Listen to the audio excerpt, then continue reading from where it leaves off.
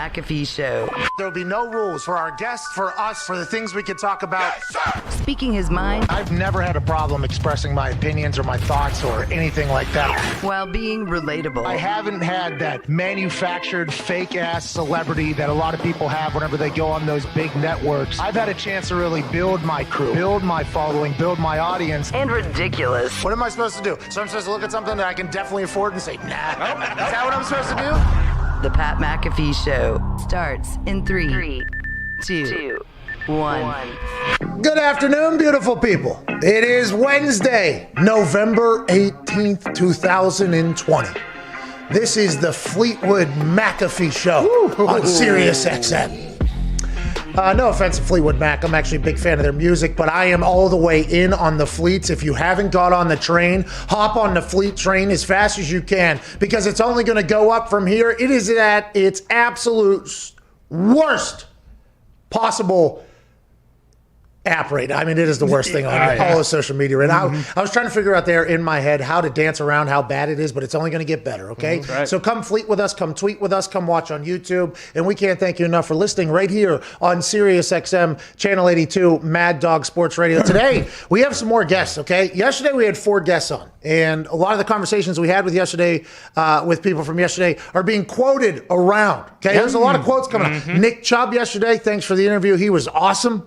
He's all the way back from a sprained MCL. He gave us some conversation pieces that maybe put some gamblers at ease, knowing that they potentially were going to win their Browns bet until about the 10-yard line when he remembered he wasn't supposed to go in there, and he's 235 pounds. So everybody's like, well, why didn't he go down in the field of play if he's being such a good guy? It was like, well, he actually completely forgot while he was sprinting down the sideline, a guy who's been out for a few weeks and has another touchdown in the NFL, and he's pretty pumped up. And then at the 10, he's like, oh, shit, I'm not supposed to score. It's like, well, I don't want to sprain my knee again. I'm going to go out at the 1. So there was a 60-yard time period there where the Browns bettors were going to win. And then Nick Chubb remembered to be a good teammate. He told us that amongst other things yesterday. Aaron Rodgers joined us for another Aaron Rodgers Tuesday. It was a good conversation. But today, we have 4 more guests today. Wow. Back-to-back 4 guest days, which is crazy. We got Sham Charania, NBA Talk. The NBA draft is tonight. Hell yeah. We got Ike Taylor joining us, 2-time Super Bowl champion. We have Ryan Clark joining us this morning, who is currently a little bit at odds with me. Can't wait to talk to him.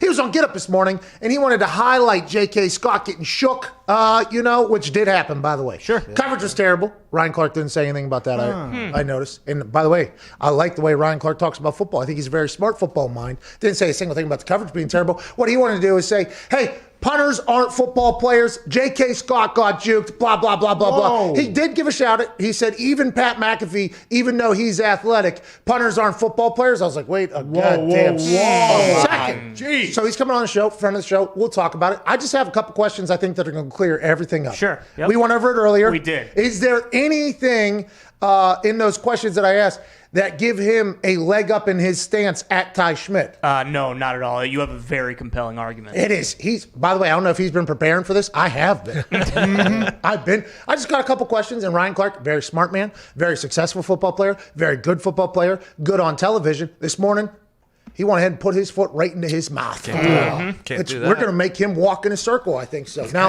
granted, he is very, very, very smart, so he actually might flip this entire thing on his head, and that is going to be potentially appointment listening and watching, and that'll be happening around 1:40, I believe, Eastern Standard Time, 12:40, which is his Central Time. So that'll be happening. And then Dallas Clark joins us, former Indianapolis Colt, Baltimore Raven as well. I completely forgot about that the last time we talked. We saw a highlight of him as a Baltimore Raven on television shortly after we talked to him. He's one of the best dudes I've ever met in my life. Just incredible football player, obviously. Incredible football player. Wore no gloves, throwback, old school guy. He lives on a farm right now out in Iowa. One of the most competitive humans of all time, always will be, and a guy who I was actually friends with while playing. So those conversations are always good because they saw me as who I was, which is the same human I am now before anybody else had a clue I am. So they're all, like, I think, genuinely happy for me, but love the banter that always is happy. Like, it's, I feel like we get good conversations with people, and I'm very, very thankful for those people doing that. At some point conversations with people are going to turn stale, I would assume. Okay, and they're going to start viewing us as they view like other media people. I've seen this has been like a conversation a lot. We'll get a quote from somebody, and you'll hear other media people go like, "Oh, that was his best interview he's ever done." Blah blah blah. I think it's because we're very dumb. And I believe a lot of guys potentially view media people as, trying to get them or something like that, or get them to slip up. And I think our stupidity is really like an advantage in that world, because I'm not smart enough to try to put anybody into a complete pretzel, except for Ryan Clark, which is going to happen at about 1:40 Eastern Standard Time for what he said about punters. Really, friend of the show, but I'm going to try to do it.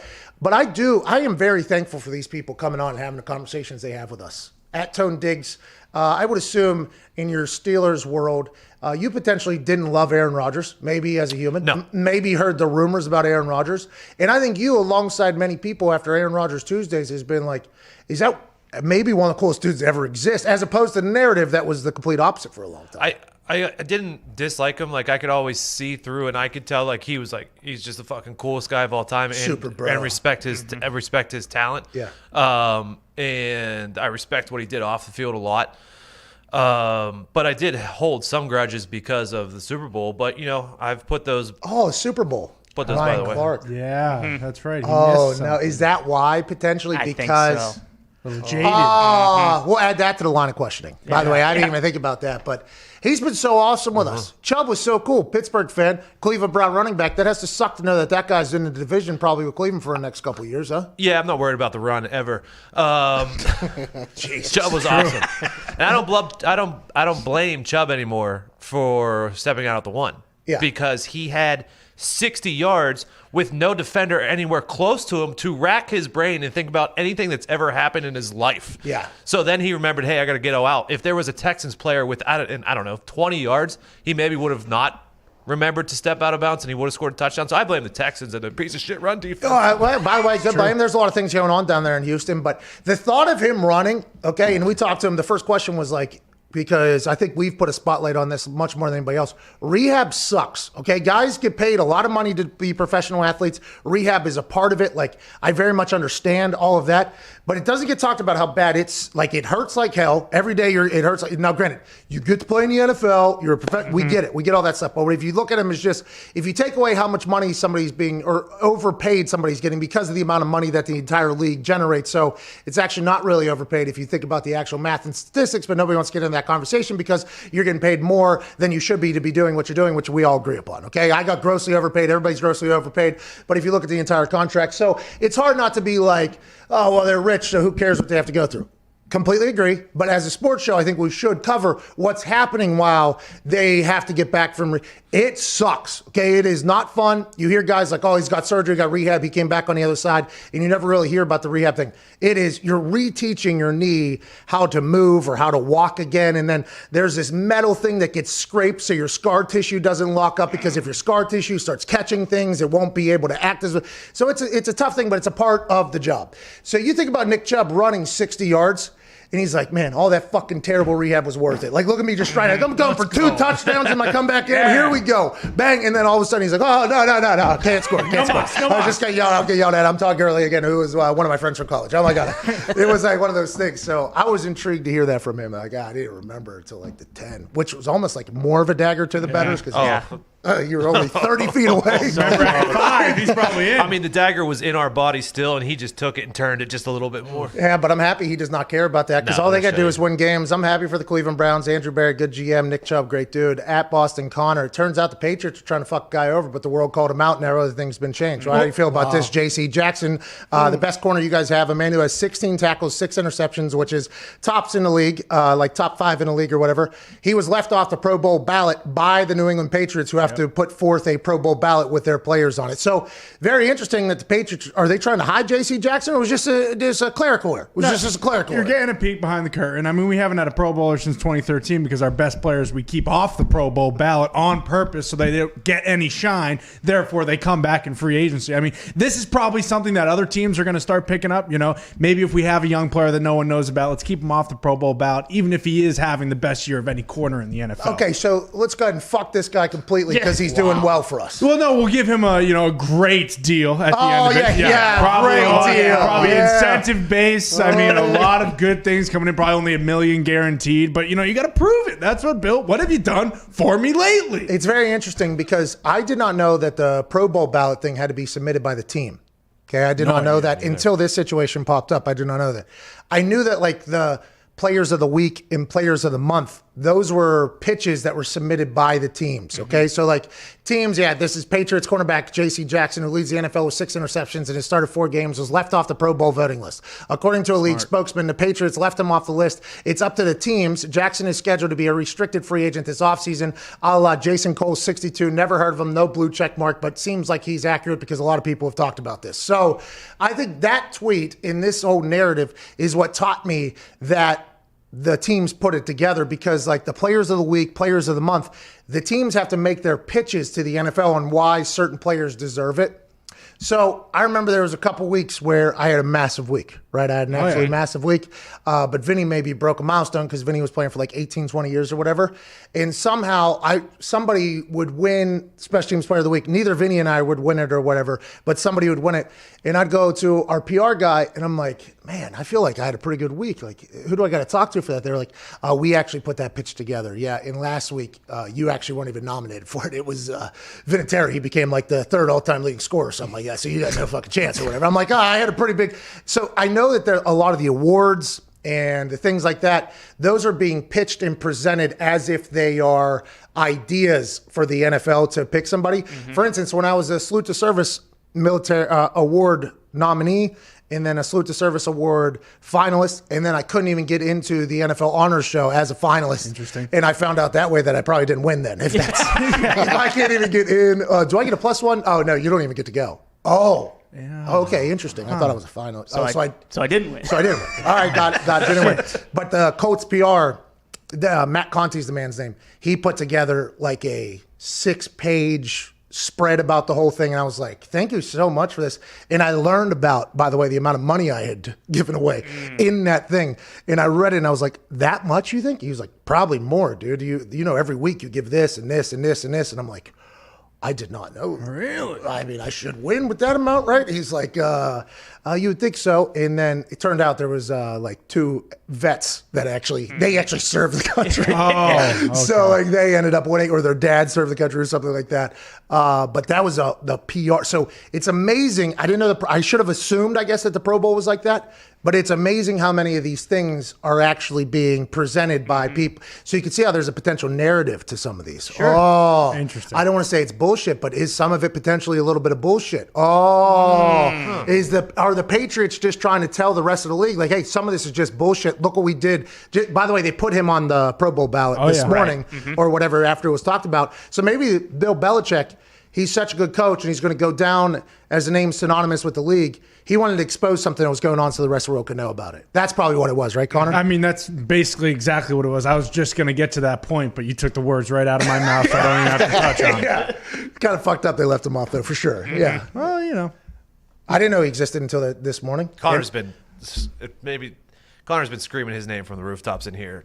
Oh, yeah. Season. I've developed this incredible thing that my wife has already developed. Like, when he talks, I just have the ability just to shut it off. That's why I talk louder whenever I'm not sure if anyone's heard me yet. And I think it's only certain octaves that I kind of, you know what I mean? When you get to a certain level, I think my ears just turn it off. And I didn't mean for it to happen. It just happened, just like with my wife and most of my family and everything like that. Yeah, well, the decibel levels, I mean, especially for you, they get up there. Yeah, you and I, get loud. hey, you and I are pretty kindred spirits, my friend. Yeah, and we get rowdy about some stuff, and sometimes the voice raises a little bit. Yeah. And one of us says normally a little bit smarter things than the other person, but the other person has an ability to deflect things that the other person cannot do at all. So it's gifts, it's curses, it's risk, it's reward, and it's talking football. Yep. No gifts come without a curse. You're damn right. Ty Schmidt, great to see you. Connor, see you. Zito, we will get to your poll in a second. Sure. We have a Zito booked guest joining us. Yeah. Oh, wow. Ladies and gentlemen, insider for The Athletic, I believe. Yes. Yeah, Sham Sharakia.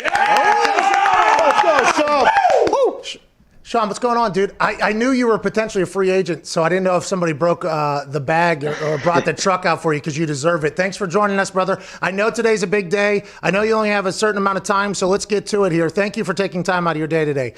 Tonight, NBA draft. What should people be expecting? Is there any random foreign player that's going to get drafted above like an American stud that we know? What should we be expecting for tonight's 2020 NBA draft?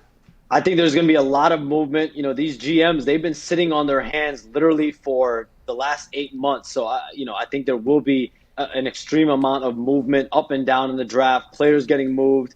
You know, a few of the guys that are on the board for teams, Russell Westbrook, that's a guy that you could very likely see move tonight in a potential deal. And just around the league, I think there's going to be a lot of action, guys. So definitely strap in. I do feel the top of the draft is pretty set as far as which three it will be. It's unclear. Edwards, Wiseman, and Ball. Will it be in that order? That's what a lot of people around the league expect. But could there be a surprise, a wild card? I think this year with 2020 shown you that anything is possible. But those are the three that I expect to go in the top three. The Ball kid coming, he's really good at the basketball, it turns out. Family, interesting. Obviously, he kind of got thrusted into the spotlight, which is probably going to happen a lot more. We saw that with Zion. Zion was made very famous very quickly because of social media, but it was never his personal life also getting in there. This Ball family somehow found a way to become the Kardashians in the basketball world and kind of captivated the world for a lot. They had a reality show in Lithuania at one point alongside Facebook. Ooh. But the more and more highlights you watch, he's a dude, huh? Like he is a legit player and going to really change a franchise around. Where's he going to end up at, you think? Is the dad or the family even a part of the conversation for anybody? I think the big thing is his personality, his maturity, his readiness for the NBA. Like, is his body ready? Is his mind ready? I think that's what teams have wanted to see. Listen, he's going to go in the top three. The question is, will Minnesota really go for him when they already have D'Angelo Russell? The fit there is likely Anthony Edwards. I had a GM tell me today that if Minnesota goes with LaMelo Ball, one, it might have more to do with the flair and the name and the height than the actual talent level that needs to be there, or the fit that needs to be there at the one, because you already have D'Angelo Russell, you already have Karl Anthony Towns. The fit player is likely Anthony Edwards. And then at two, the Warriors have liked James Wiseman. There are people in that front office that do also like LaMelo Ball, but my sense is still that Wiseman has a little bit of the lead there. And then Charlotte, they're going to take whoever falls to them out of those two. They've had conversations with Minnesota at one, but I don't see anything as of yet over there in a trade. NBA Diggs wanted to know if Golden State was going to potentially package that number 2 overall pick with something else to go all in to get somebody to go for it. You said numerous times now you think the top 3 picks are pretty much cemented in, and it's Minnesota, Golden State, and then Charlotte is how the top 3 will go tonight. Is Michael Jordan making calls for Charlotte? Is that him? Michael Jordan's going to be involved, just like the Russell Westbrook scenario. Charlotte had some interest as a suitor. They talked about it internally. They talked about it with ownership. It just did not make sense for them, I think, right now. From what I'm being told, I would not expect them as a Russell Westbrook suitor right now. But yeah, there's going to be a level of involvement from MJ. But overall, I do think that it will be, Golden State at 2, but the only way that they move number 2 is if for a guy like Bradley Beal, Devin Booker, James Harden. 2 out of 3 of those guys isn't available. James Harden is, but Houston's asking price for him so far has been really through the roof. What's going on down there in Houston? Russell Westbrook wants at, James Harden wants at, everybody wants out of there. What the hell is going on? Because I feel like that team was built strictly around James Harden. And then when Russell Westbrook comes in, the season gets cut off and then he's hurt or sick or something like that. He comes in late and they never really this season got going or whatever. So what is it about Houston? Why is everybody want out of there? And where do you think James Harden and Russell Westbrook end up at? Yeah, I think what you see here is a case where players just, for whatever reason, became disgruntled. The ending of the season did not go as planned.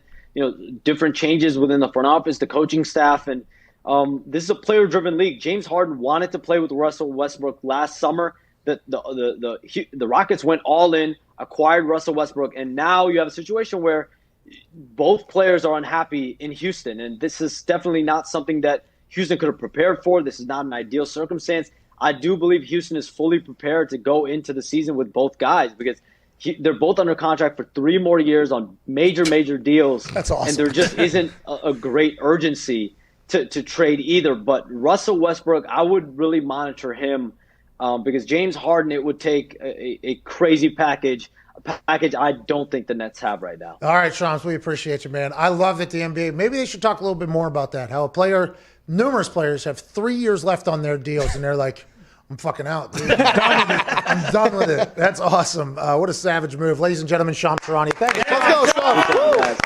Hey, Shams, before you go, are you going to be Yes, sir. are you going to be breaking all the draft picks before they go live?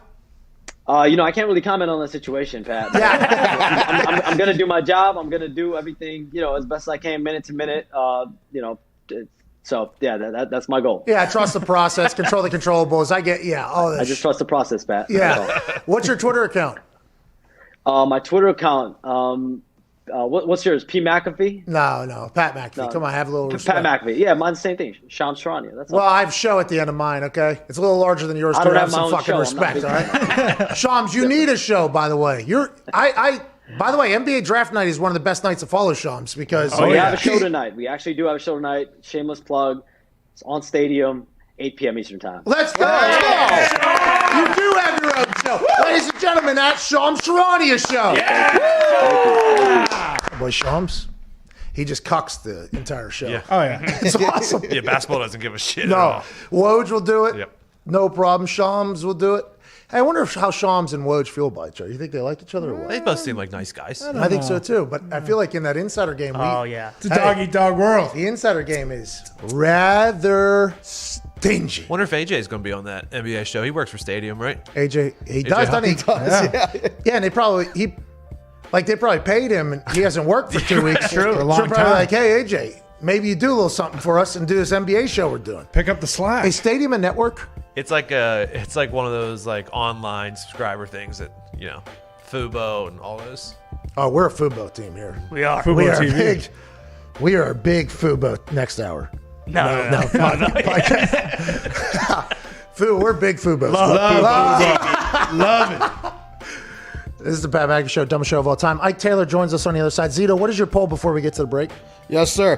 Who's the best coach in the NFL right now? Oh, no. What happened? Well, I just know that, we talked about this as going on air. There was a little controversy with said poll before the show even So I started. forgot to say, must have 7 or more wins. Yeah, okay. I forgot to say that. Yeah, it's on me. I apologize. That's good qualifier. Sean Payton, 3.8%. Matt LaFleur, 8.9%. Andy Reid, 36.1%. Mike Tomlin, 51.2%. Wow, the Coach. respect for Coach T is coming around. We'll talk to one of his favorite players on the other side, Ike Taylor. You got about 4 minutes. Don't change that dial. This is Sirius XM, Channel 82, Mad Dog Sports Radio.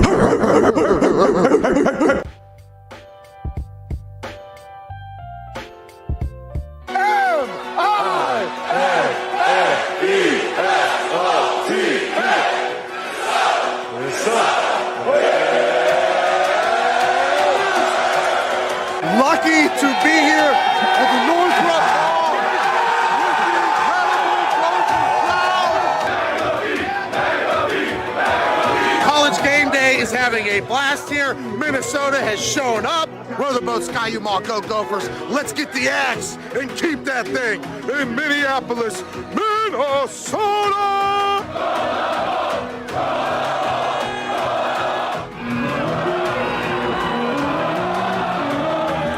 Place is about to lose their minds. Ladies and gentlemen, watch a man maestro a crowd like Coach Lee Corso. Give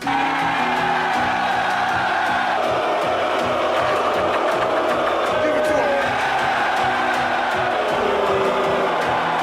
Give it to him.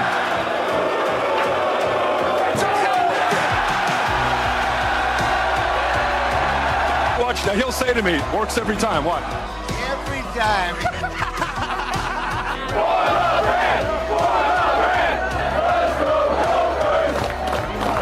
You just can't dog MVP on a field. This obviously led to a nightmare situation for Luke Logan, who misses the extra point. An absolute pandemonium happened. But in Dwayne Haskins' defense, the Redskins and Dwayne Haskins might never win a game again. That guy's flexing like DJ Fleck a little bit. Good sells a little bit delayed. He got me to throw the flag. Sell your soul. Who hates Iowa? A lot of hate here in Minnesota, Maria. Hey, you look good, pal. For me, right after we leave this octagon, I'm going to Lake Minnetonka. I'm pulling a swordfish out of there. Then I'm going to stop by Paisley Park. I'm going to pay my respects to Prince in the Purple Rain. Then I'm going to walk into TCF Bank Stadium, and I'm going to say,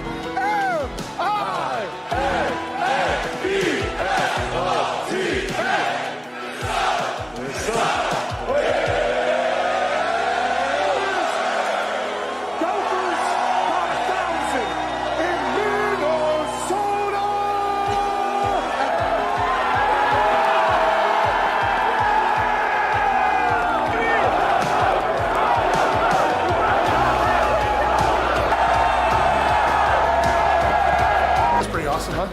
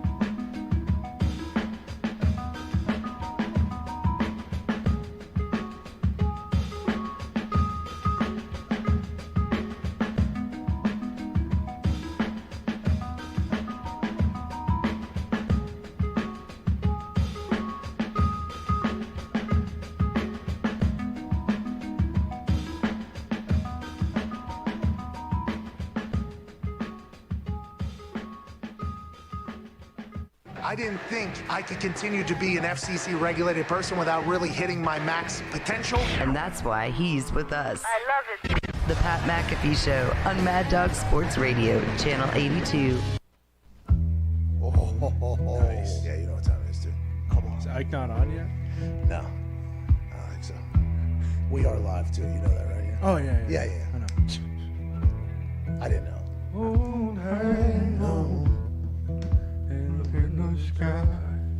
Figure we need 5 minutes. Zito just had a LeBron James there, just singing, not having a clue what the words are. Gotta do it. I just go with the harmonizer. You're damn right.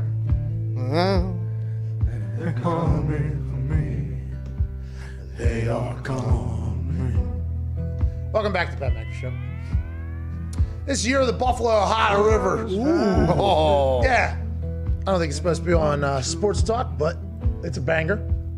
Some more playlists have been added to my What kind of playlist we my have computer on there? Oh, here. yeah? Really? Good Yeah. ones? What do we have on Well, there? there's another one called Sorry for the Sadness on here. Oh, What does that mean? I don't know, but the person that puts this together, we need to check on, I think, a little bit more. Absolutely. You know what I mean? Yeah, probably.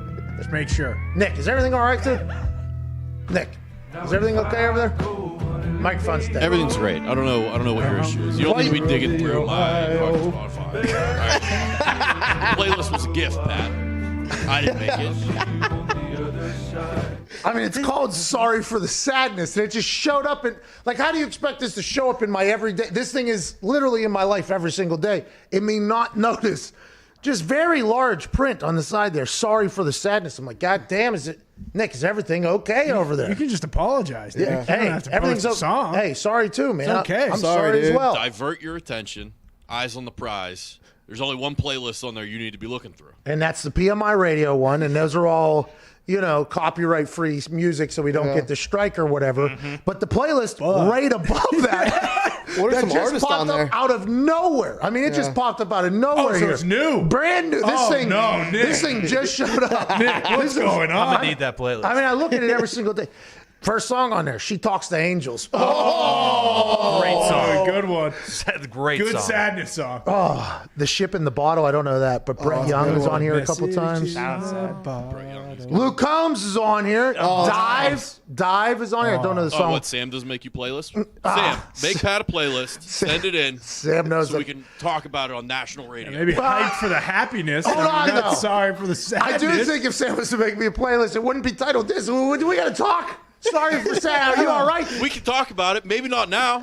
Maybe now is not the time to play. Too late, Nick. It's too late, bud. I'm the type of guy that when I see something like that, and it's a very close friend, I would like to make sure everything's okay. Oh, yeah, you're real concerned. Like, will you send me that, please? Thank you. Hey, by the way, I was looking through.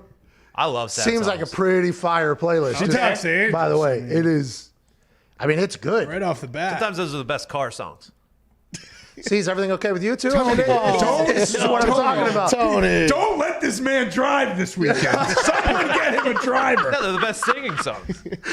Joining us now, a man who I would assume also would enjoy the hell out of that playlist that just popped into my life. I'm gonna get to that playlist. By the way, I'm gonna do it, ladies and gentlemen. okay?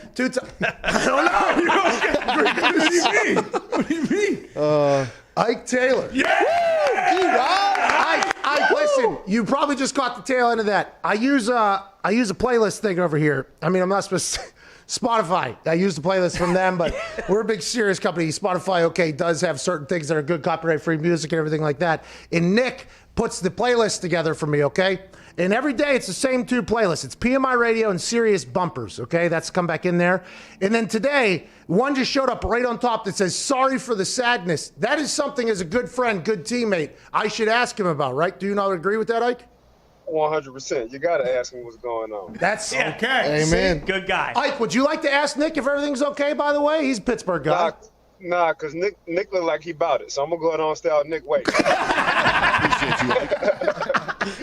Ike, we have a poll out right now that says who is the best coach in the NFL, and it's Tomlin's on there, Andy Reid's on there, LaFleur's on there, Sean Payton's on there, and obviously Twitter only allows you to have 4 options for the poll, so we could add a couple more on there. It was very difficult finding those 4, and it had to have 7 wins, so that's why Belichick isn't on there. Mike Tomlin, who normally gets no credit or respect for anybody, he's leading the poll by a wide margin right now. Is it pretty? Only 9%, I guess. It was much larger earlier. Mike Tomlin at 47.1%, Andy Reid at 38.5%. It's pretty nice to kind of see the world learn about Mike Tomlin's greatness, not only coaching, but also his press conferences and the way he handles everything. About time, right? Yeah. It's been a long time coming. I agree. Coach T been doing this for years. To go 14 years in the league and not have a losing season, to try to be in playoff contention year by year, to go 8-8 on your 4th-string quarterback. I thought he should have won it last year. And people got mad at me when I said, man, Pittsburgh going 13-3 this year. Why? Because I know Big Ben good for 5 more games. If I can go 8-8 with my 4th-string quarterback, I know 7 can at least win me 5 more. So we're just getting back to Coach T, man. Coach T he's just been flying under the radar for too long, but he's been so successful for too long, whether it's Pro Bowl guys, whether it's first-round draft picks, whether it's year in and year out, trying to get his team to the playoff, let alone the Super Bowl championship. Man, we got to start talking about Coach T, and we got to start talking about him often. Do you think he cares at all? Like throughout how long it's taking? Because whenever he does his press conferences, it's up there with Belichick levels of awesome. Like the way he handles it. By the way, has the resume to act like that too. There's nothing anybody could say. He doesn't give us any real answers. The guy never does anything. It's like, well, the guy never fucking loses. So what are you going to do about it? It seems like he's a guy that doesn't even know that he's not really talked about. Am I wrong in thinking that? Coach T bought his money. Hey, one thing I know about Coach T, he bought his money, man. So either he was trying to get a Lombardi, or man, he trying to get that money, one of the two. And I can't knock him for trying to get both of them. But that's just Coach T, man. Coach T ain't worrying about how we feel or what we say about him. He loves flying under the radar. But at the same time, man, I think more media-wise, man, we got to start talking about Coach T. Okay, so you said you think Ben can win him at least 5 more from 8-8 last year. So you think 13-3. The thought of 16-0 is such a wild one because there's not a lot of teams that get the opportunity, right? I think this is the first time the Pittsburgh Steelers were ever in this situation. I was on a team that went 14-0 and then chose to lose the next one on purpose, which was a decision made much higher than the locker room.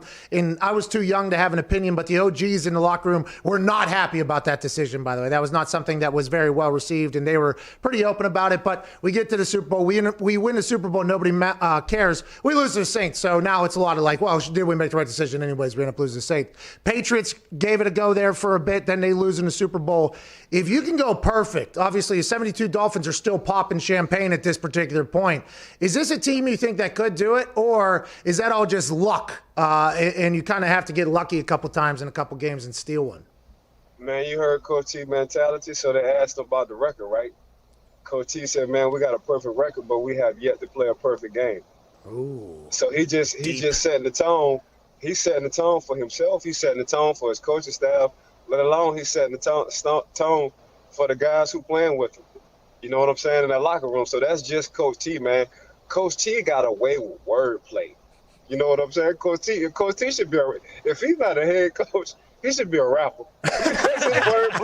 because his wordplay is unbelievable, man. The way he put words in, the way he put sentences together, and you get it. As soon as he say it, man, you like, dang, man, he done said something cold right here.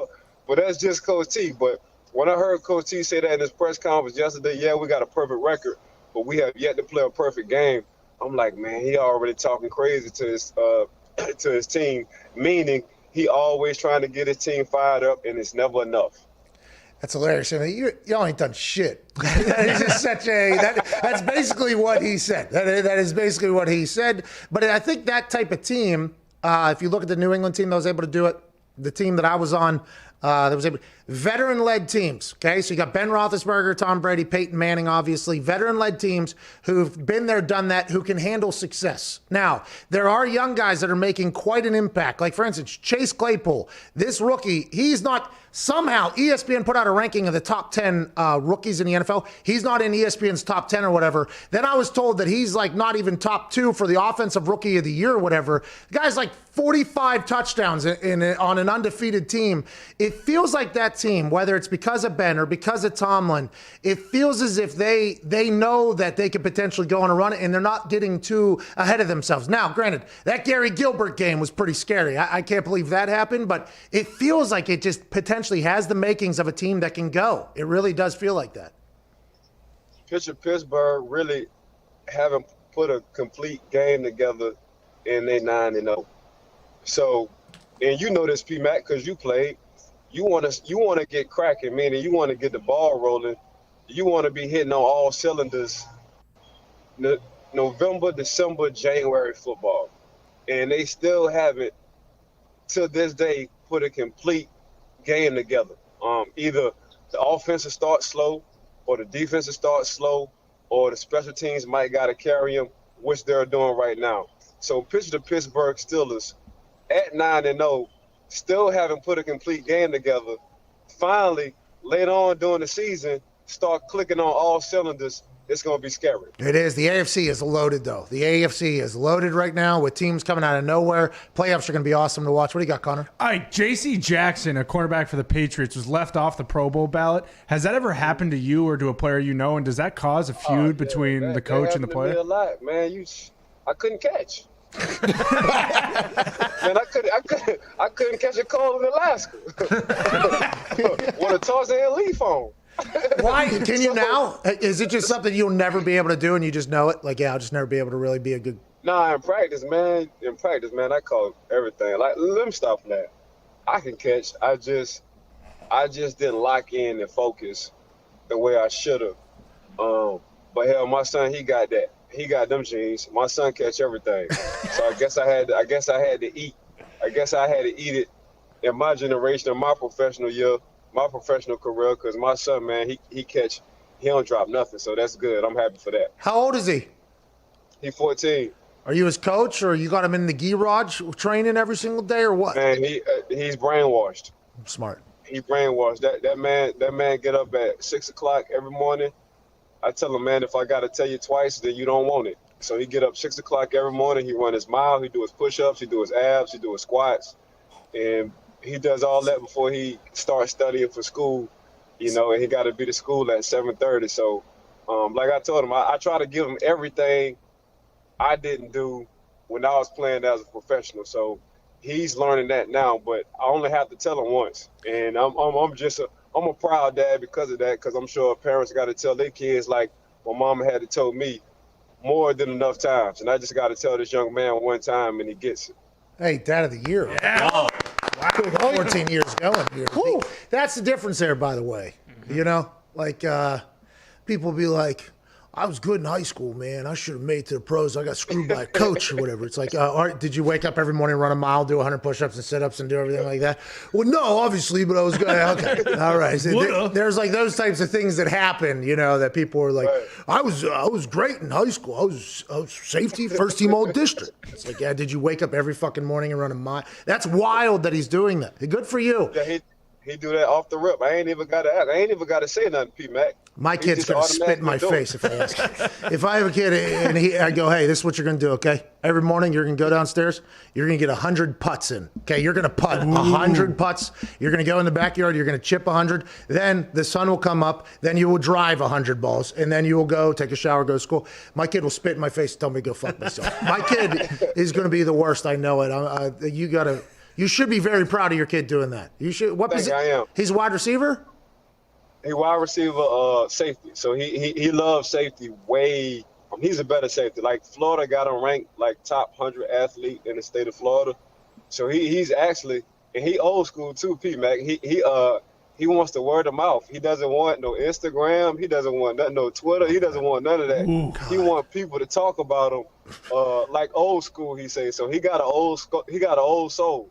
Hey, be a friend, tell a friend, okay? I'm an animal. I don't need no Instagram posts. I don't need a damn thing. What's up, Diggs? Ike, I obviously love Coach T, huge Steelers fan. I would do anything that man ever told me.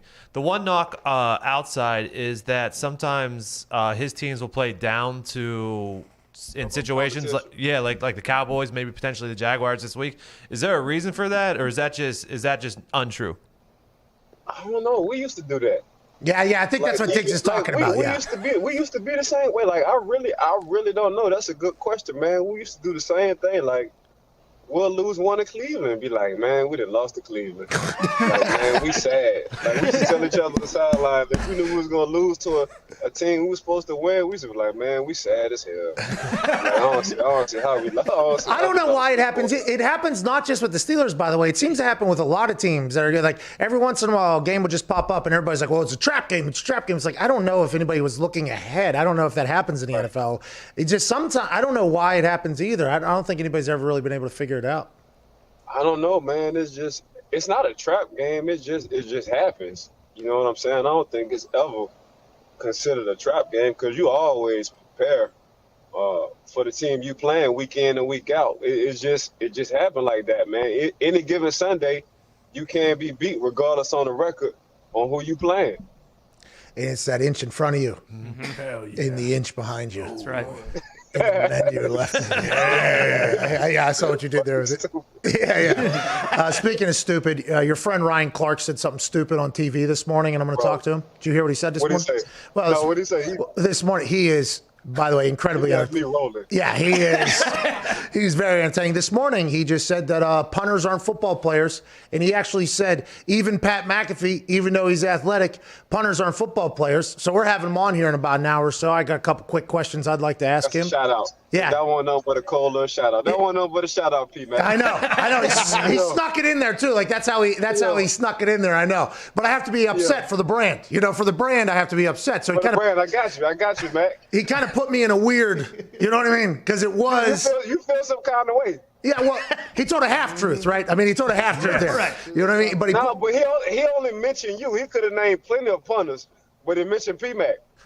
Yeah, I mean, not that many, but P-Mac, I told you could have played with us. Me and RC be talking about you, dog. Like, man, I be looking at RC on TV. I be looking at you do your thing, and then I wind up calling RC, and I be like, man, that boy could have played with us. He'd be like, yeah, that boy could have played with us. Yeah. It would have been awesome. That locker room, I bet, was absolutely amazing. And Mike Tomlin, I do believe there was like a Colbert gave the old classic, like, hey, we're not going to draft you, but hey, if you want to come training camp, hey, we would love to have you on there. And I'm like, well, okay, maybe, so I don't leave town or whatever, but I think I'm going to get drafted. And then the tick, tick, tick, tick, tick, tick, tick. And then the coach drafted me, and I was like, all right, well, suck it, Colbert. All right, I'm gone. All right, I got a little thing in there. But there was a chance. The offer to be a free agent signing or whatever was there. That would have been awesome. And then if I was older and I got to be on the teams whenever I was in like college or whatever with you and Troy and other boy, I mean, that would have been awesome. I mean, just think about what Colbert told you. And that's what you got to like about this organization.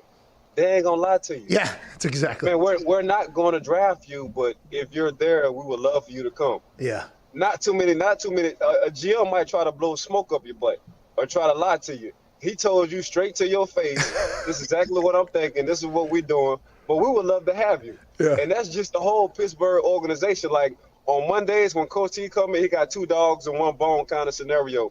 It's mean either one guy going to dress and the other guy's not going to dress. So whoever plays the best during that week is going to be able to dress on that 53-man roster for that day. The whole team knows about it. Like Coach T don't hide nothing. So as a young man going into the league, or as a man in general just being in the league, you respect that part of Coach T and Kevin Colbert because they just going to tell you how it is. Man, I've never seen that before. I've never heard that before either happening anywhere. That's an incredibly transparent conversation that's happening in a team meeting because as a organization, you're putting yourself in a position now for the rest of the team to see whether or not you're bullshitting, right? Because if there's 2 people that could potentially get dressed, and for instance, for me as a special teamer, as a punter, there's one person that I would like because he's probably going to be playing special teams. And if that guy is better than that guy, but for whatever politics reason, you pick the guy that isn't as good, after telling everybody this is going to happen, you kind of check yourself as well, right? It's kind of like one of those things where he letting everybody know on Monday with the whole, whether it's the front office or whether it's the coaching staff, this is what we thinking. These are the 2 guys going to fight this weekend for this certain position. Now, the whole world knows it. Now, y'all have at it. So now you're looking like, oh, because I was once one of them guys. So them boys looking at me like, oh, snap. All right, what you going to do this week during practice? you just had to raise your intensity level up day in and day out. Man, that would be awesome. And it would also, since a lot of those guys probably playing special teams yet again, if there's one guy who couldn't block for shit on the punt team, I would probably go up to the other guy and try to give as many tips as possible. Hey, listen, this is what we need you to do, okay? Do this. Maybe this a little spin move will be a pretty spectacle, you know what I mean? And I'll go a little slower so you can get a block, and we'll get you right in this thing. Me trying to rig their little thing would be fantastic. That's why I probably shouldn't have been there, to be honest with you. Like, I would have ruined it. 2-time Super Bowl champ, legendary human. Ike Taylor. Thank you, man. Appreciate you, Ike. Bro. Yeah, you too, man. Ike's awesome. I love that human. That's wild. I've never heard that before. All right, so here it is. Connor Diggs. One of them gets a fucking microphone for the next month. Got 3 days to figure it out. All right, get to your meetings. It's like, hey, you like your friends on the team. Like, hey, good luck, dude. Hey, maybe we sleep a little bit more tonight. Yeah, that's wild. That is great because that, by the way, creates competition and everything in practice, and it makes sense why they're so good all the time. But I've never heard that before. I assume other people do that, but I've never been a part of a team that did that. Because as a coach, you really, if you have any agenda on who you would rather have, the rest of the team's going to be like, hey, that's bullshit, what you just saw there. You know, like that's a very transparent, fluid relationship between coach and team. And I don't know if that's normal. I don't know if that's normal. I have no idea. Do you think those 2 guys typically know who they are? Like, would that be common, like, in the locker room? Like, okay, I know that I'm either 52 or 53. Well, there's guys that go up and go down every single week. So I would assume that they would know. But the point of actually pointing them out and being like, hey, we're down to safety, okay? So we normally carry this many wide receivers. We're not going to do that this week. So he's probably telling the wide receiver that is normally up or down, like, hey, you're probably down this week because of this. But these 2, hey, and maybe even a corner is going to try safety. Like these 2, one of you guys are going to go at safety this week or whatever. Somebody's got to go, hey, there's a spot on the roster, okay? A little bit better payday, everything like that. One of you 2 got to go get it. Like that is an awesome way to actually motivate. Man, I'm surprised more people don't do that. Yeah, because then you don't have talking behind the coach's back and stuff like that. Yeah, like, oh, I got screwed or whatever, because the whole team saw it. Now, it would be interesting if they did one particular week, just do it on an agenda or reason. And the night before the game, Tom was like, listen, we all saw it. I picked you strictly because of blah, blah, blah. You shouldn't even be here. So tomorrow, let's have a good game. That'd be awesome. Let's get to the phones here. Let's go to William in California. What's going on, Bill? What's up, boys? What's going on, Will? How's it going, bro? I just want to say I watch the show every morning, and I appreciate you guys. And the show is awesome. Keep it going. And all those Russell Wilson fans are stooges for thinking that Aaron Rodgers isn't the greatest fucking quarterback in the world. Hey, we appreciate you. We appreciate you. I didn't want to clap for bearing of Russell Wilson, because you shouldn't do that. I mean, enough people are doing that already, so we don't do it. But we appreciate you watching and listening, William. What do you want to talk about, brother? I just want to talk about FanDuel. You guys have been putting me on all these picks. Came away with over $100 in earnings this weekend. Yeah, boy. Shout out to the boys. And that's it, bro. I just wanted to call. I was really excited. William, we appreciate you, man. Sounds like William's illegally betting, but he gave credit to FanDuel. So absolutely. That's so I'm kind of torn here. If you can't bet with FanDuel, at least give him credit. Hell yeah. What was that, Tiggs? Yeah. I mean, you're in a state. Ponder it, dude. If you're in a state that they're not in. And maybe it's fantasy. Do they do fantasy? Can they do fantasy in all sports? Yes. Oh, yeah. So he probably does DFS or whatever with them, makes money. Good for him. Shout out to FanDuel, by the way, for being in California a little bit. Let's go to Hirsch in Philly. What's going on, Hirsch? Hey, what's going on, Pat? How you doing, man? Hey, Whopper and Eagles. Hey. You didn't deserve that. You didn't deserve that, Hirsch. It's okay, though, because I'm a Colts fan, though. Philly. All right, interesting. What's going on, man? Well, rumor has it I'm the guy that did the animation drawing of Zito a couple whiles back. Oh, yeah. Just wanted to call and say what's up. Was that... Easy questions? Which, was it the one where you made him look like a jellyfish of a human? Yeah, exactly. Yeah. Hirsch, we appreciate you, man. He got a lot of good conversation around the office with that thing. Great call there by Hirsch. Let's go to Cody in Tennessee. He made him a blob. Do you remember? Yep. Mm-hmm. Yeah. It was like we were all like our best photos, like the cartoons they do on NFL Sundays where they got everybody yoked. You see those? Yep. That's what they did for all of us. And then for Zito, it was just like a human was in a ball and thrown against the wall. Yeah, well-rounded. Yeah, it was unbelievably rude, but it was great drawing. Everybody else was in a really good. So we were kind of put in a weird spot because we all looked really good, but you looked terrible. So we didn't promote it, by the way, because we're a team. Yeah, that's right. That's what we do. Cody in Tennessee, what's going on, bub? Hey, Pat, how you doing, buddy? Hey, not too shabby. FanDuel's down there in Tennessee. Hope you're getting a chance to go ahead gamble alongside of us. What do you want to talk about, bub? Yeah, with the Raiders being in the Chiefs division, what do the Raiders need to do to make a playoff push and hopefully make a Super Bowl contender? I'll tell you what, not do victory laps around Arrowhead after being on there, Cody. I think that Raiders team last year, and I've said this numerous times, every time we talk about the Raiders, I say the same thing because it feels like they're doing the exact same thing this year. They surprisingly win a bunch of games and it's not talked about. And the reason why it's not talked about is because they are in the same division as the Chiefs. And everybody just assume, okay, the Chiefs are going to represent this division. They're going to go on a run. So why waste time on the Raiders, even though they have a brand new stadium and a brand new city and their team wins more games than anybody could imagine. But that's why nobody really talks about the Raiders. I'm intrigued if the Raiders can get another win over Kansas City, though. If you sweep the Super Bowl champs in your division, I mean, is that a tide turning or is that a conversation piece? At Nick Moraldo has something to say here. I mean, NFC opponent, but early on in the year, they also beat the Saints by 10. Mm-hmm. Yeah, they always win games. Like the last couple of years, Gruden, good coach, damn good ball coach. Yeah. Now, granted, he wasn't happy about the smart aleck bus driver doing a victory lap around Kansas City Chiefs Arrowhead after beating Kansas City in Arrowhead, but they win games that you don't expect, and then nobody talks about it. Literally nobody. Like that Saints game, we probably covered that for maybe 30, 40 seconds maybe or whatever. Yep. It's just it's because they're in the Chiefs division. If you sweep the Chiefs, though, I mean, it has to be a conversation piece, and this Raiders team could do it. That tight end is unbelievable. Derek Carr is better than people give him credit. He's got good swag. Josh Jacobs, I think he had 2 tutters last week. He's very, very good. I mean, the defense is playing well. They're a good squad over there, and they got 2 kickers that bomb football. So we're very well-rounded. They just so happen to be in the division that the Chiefs are in. If they do beat the Chiefs this weekend, big if, there'll be 1 game back in the standings or whatever, but the Chiefs have the 6th hardest schedule left, and the Raiders have the 28th hardest schedule left. So imagine if the Raiders win the AFC West. That would be. Yeah. They have the tiebreaker if they obviously win both. They have the tiebreaker.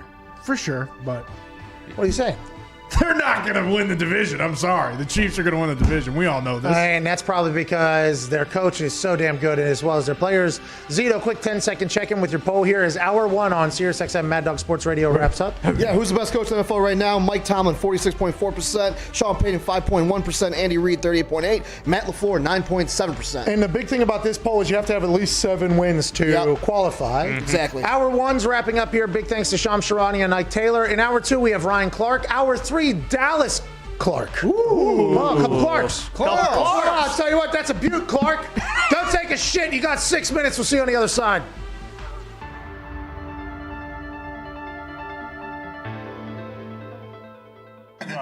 Too much. They really just inflate it back. Did they just send somebody down there? I don't know the procedure, but I just know they reinflate it. Not quite, Pat McAfee. Let's talk. Welcome back, everybody. I'm Dr. Brian Suter, and this is your #1 source for learning about the unique medical side of the world of sports. Someone sent me this clip from the Pat McAfee show the other day where he was talking about how they treat and manage a collapsed lung like Drew Brees had.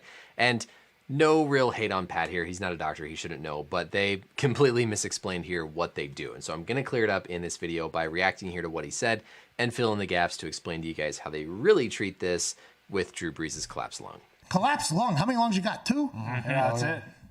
So we're off to a good start. Pat McAfee's right here. We have 2 lungs, a right and a left, but within each we have multiple lobes. On the left side, it's pretty easy. We have a left superior lobe, and then we have a left inferior lobe. On the right, a little more complicated, but still pretty easy. We have a right superior lobe, we have a right middle lobe, and then we have a right inferior lobe. So 3 lobes on the right, 2 lobes on the left, still 2 lungs overall. What's the deal? Everybody talks like, punctured lung, not that big of a deal. Collapsed lung, not that big of a deal. It's like, what happened? Yeah, usually a collapsed lung is not that big of a deal, but they can develop something called a tension pneumothorax where that pressure builds up so much in the lung that it can actually push on the blood vessels of the heart, impairing your cardiac output, and can actually be fatal. So typically, yeah, collapsed lungs, while very painful and needing management, aren't always life or death. They can develop into a tension pneumothorax, which actually can be fatal. So they have to be taken very seriously nonetheless. It's a couple. They work together. Oh, so they tag team each other? Or I believe so. Tag one in, tag one in? Good point here too. The lungs do work together. There are people who can have a lobectomy where they essentially remove one of those lobes of the lung and you can still get enough oxygen perfusion to your blood.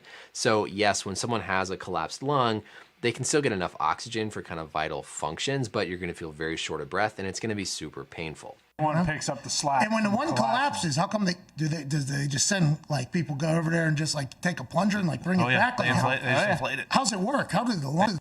All right, so they do not just re-inflate the lung whenever somebody has a collapsed lung. And this is kind of the biggest misconception here from his video. We went to high school with a kid who had a collapsed lung in a game. Also note here, I've had multiple collapsed lungs, so I've kind of been through this in terms of the symptoms and how they treat it, so I have a little bit of experience, unlike a lot of the other sports injuries I talk about. Inflate it, and then you're out for what? Wait, blow it up like a balloon. Send something down like a bed, like an air mattress. Exactly. And you got somebody just stepping on it. Yeah, it was like in Space Jam, right? And then they check the PSI, and then they puncture it. You know what I mean? Like the thing. All right, so I know Pat's kind of joking here, probably intentionally, but might not actually understand how we actually treat these. No, you don't go in and re-inflate the lung when the lung collapses. What you do is you suck the air out of the space around the lung, which allows the lung to re-inflate itself. Our lungs are surrounded by this layer of tissue called a visceral pleura, and then there's a parietal pleura that's on the inside of the chest wall. There's a potential space in between those two linings, and that potential space is actually at a negative pressure with normal breathing. When you have a collapsed lung, what's happened is there's air that's escaped the lung or gotten in from the outside of the body that goes into that potential space and the pressure goes up. As the pressure goes up, that increasing pressure actually pushes the lung inward. So it's not really that the lung collapses, so to speak. It's more so that the lung is getting pushed to collapse because of the pressure in the chest building up from excess air. What they actually do to treat these is, if it's an emergency type of situation, they'll take a needle with an empty syringe and they'll stick that into the chest to allow that pressure to blow out and escape from the chest wall to let the lung reinflate. When somebody puts a chest tube in, it's trying to drain the air from the chest cavity, so you're not putting air back into the lung to pump it back up like an inflatable bed. you're pulling the air that's got into that space out so that the lung can reinflate itself. They really just inflate it back. Did they just send somebody down there? I don't know the procedure. So again, no, they don't send anything down there. They come in from the outside, they put a needle in, they put a tube in. That allows the air to escape, which lowers that pressure and lets the lung reinflate.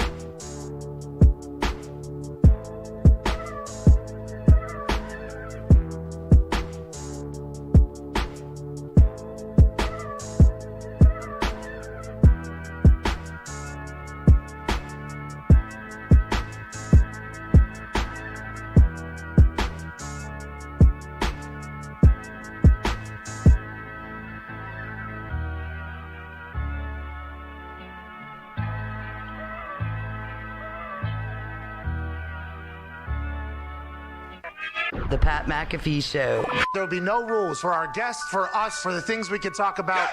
Speaking his mind. I've never had a problem expressing my opinions or my thoughts or anything like that. While being relatable. I haven't had that manufactured fake-ass celebrity that a lot of people have whenever they go on those big networks. I've had a chance to really build my crew, build my following, build my audience. And ridiculous. What am I supposed to do? So I'm supposed to look at something that I can definitely afford and say, nah. Is that what I'm supposed to do?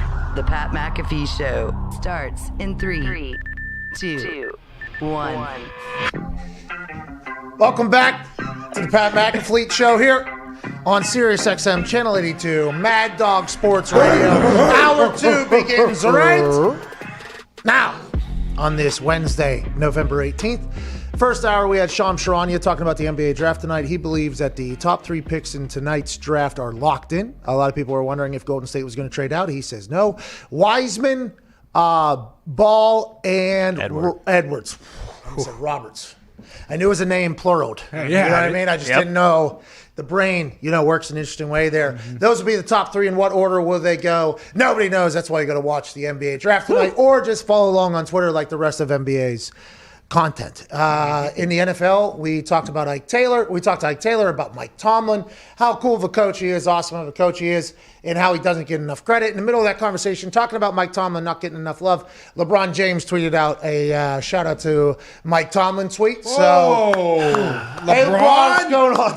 The king? Who knows if he watches this? He's probably creating. It is interesting. He's a big Steelers fan. He's a kid from Ohio. Hates the Browns, but you can understand him leaving his team. Yeah, but That's because the Cowboys stink. Well,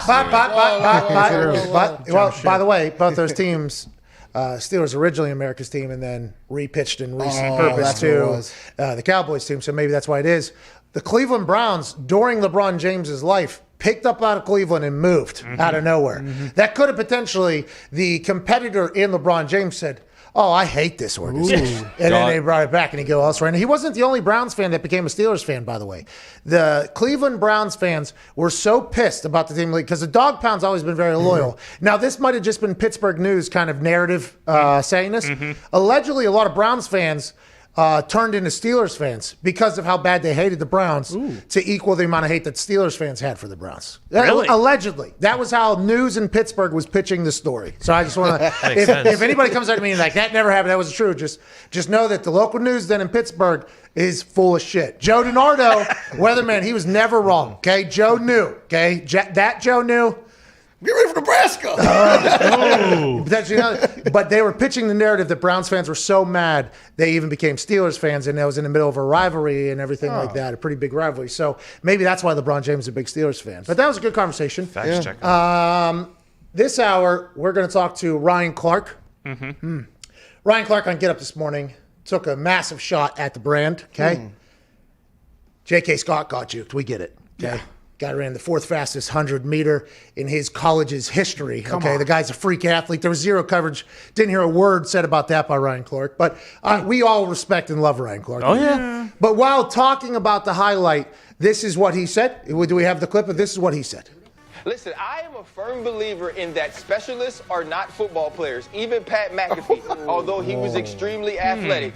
Keaton Cole got out of that thing for 91. He's on the sideline. J.K. Scott, you got a chance to be a hero. You got a chance to go out and do something spectacular. All he did was slow down, y'all. He didn't fake like he was going to cut in. He didn't come back out. He didn't hit him with the Rex dance moves. You know how Rex is. Hezzy. So now, That's all right. I mean, a half-truth was told there. Sure. He said I'm incredibly athletic and all that, which is very nice of him, and I appreciate that. But he took a shot at all kickers, punters, and long snappers there with all specialists aren't football players. And, maybe I've said something along the same lines, in the past, but I don't need him saying it. No. On ESPN. So he'll be joining us this hour, and we have some things to talk to. We'll also have a developing story happening right now in New Jersey in the New York Giants organization. Being reported by Dove Kleiman amongst Jason McIntyre and many other reporters. Dove Kleiman just so happens to have an entire thread of things that have unfolded because it's all happening very quickly here. And there's some interesting things popping off with the Giants organization, who is right in the driver's seat of the NFC East if they really want to go get it with a brand new coach in Joe Judge and Daniel Dimes not loaning the football to the other team at such a rapid rate and then winning some games. Giants coach Joe Judge and now fired offensive lineman coach Mark Colombo, Paisan, got into a fist fight on Wednesday per Jason McIntyre. Mark Colombo was listed at 6'8", 330 pounds in his playing days. Mark Colombo is the offensive line coach. He's 6'8", 330. He is a monster. If Joe Judge looked him right in the eyes and said, "You want to fucking go, pal?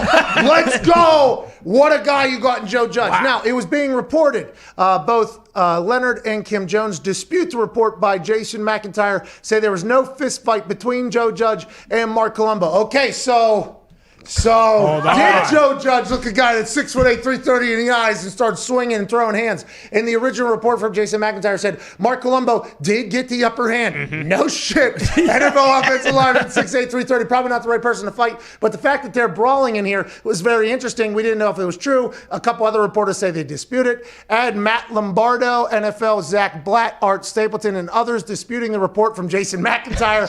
Shit, the fist fight story between the two coaches isn't true. Unfortunately, damage is already done. People don't care about the truth when the lie is more entertaining. You're damn right. Yeah. I wish we would have stopped after that first one. Well, as we talked about, like, how do we know those people that are reporting that it isn't true just talked to one side and Jason McIntyre talked to another side? I've sent a few texts to sources I have in the building. Okay, here we go. Okay. I have tried to get to the bottom of it. Any bites or? No, they aren't players, right? So I'm not 100% sure if they would know. The person that the people I have texted are going to have to do some snooping around. Okay. You know what I mean? Right. Eli. So it's going to take Eli. Yeah, texted Eli. Guys. Nice. I don't have Eli Manning's number. Imagine if I just popped into Eli Manning's phone. By the way, it was like, "Hey, bub, can you let me know Joe Judge and Colombo went? Who is this? Who is this? Oh, great." Great tweets, too, by the way, during the match and all that stuff. Hashtag Frank's Red Hot. Hashtag Frank's Red Hot. Yeah, but who is this? Oh, yeah, this is Pat. I used to punt for a team your brother played for. Oh, thanks for tweeting me or texting me. Get the hell out of here. I have sent a text. That offensive line coach was fired this morning, Wednesday, November 18th. Okay, so that is work day Wednesday. Normally Tuesday's an off day. Wednesday is a day where the coaches already have the game plan in. They've spent all day Monday, Tuesday. Wednesday is the first day to instill the plan. It is a real work day. It's a day where you sit down in a team meeting and you lay out exactly what you're going to do to the other team. This is the day of the week which we learned from Michael Lombardi, where Bill Belichick will tell the team exactly how the game is going to go and what they need to work on. And that's what Cam Newton was referring to whenever he said it feels like Bill Belichick has the Staples Easy button or the Buffalo Wild Wings thing whenever he just tells exactly how the game's going to go. Wednesdays are a big work day in the NFL. Like, this is a real work day. So when somebody gets fired on a Wednesday, whether it's a pretty prominent player or maybe an offensive line coach, something had to happen. So when Jason McIntyre puts out that there was a fist fight, I think a lot of people who know the NFL a little bit would go, well, that would seem to be something that would likely have to happen for somebody to be fired on a Wednesday.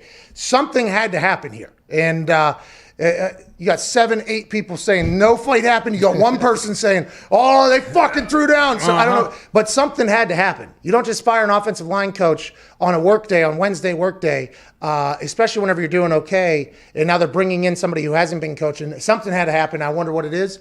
I'm intrigued to find out. And hopefully we'll get the real story, but we probably never will. This will all get buried forever. Back in the day, I think the Oakland Raiders, Tom Cable. He punched a guy right in the mouth. Yeah. Right? Mm-hmm. And that got out. Yep. That got out very quickly, and it was disputed. It didn't happen, and then it came out. This one, it's probably going to take a while for us to find out what really happened, but for somebody to get fired on a workday Wednesday, something had to happen. Well, and let's just hope there's a report that comes out later that if they did get in each other's faces, that everyone was wearing the mask and having a protocols be followed, because that's my biggest worry here. Well, and that's why they might be disputing it, because maybe they didn't have them. No, and I'm thinking that's probably why they didn't fight, by the way, because they knew that it took all of us. I want to punch you so bad. I'm going to punch you. 6 feet. All right. How about this? Right foot, left chin. Go ahead, hit it.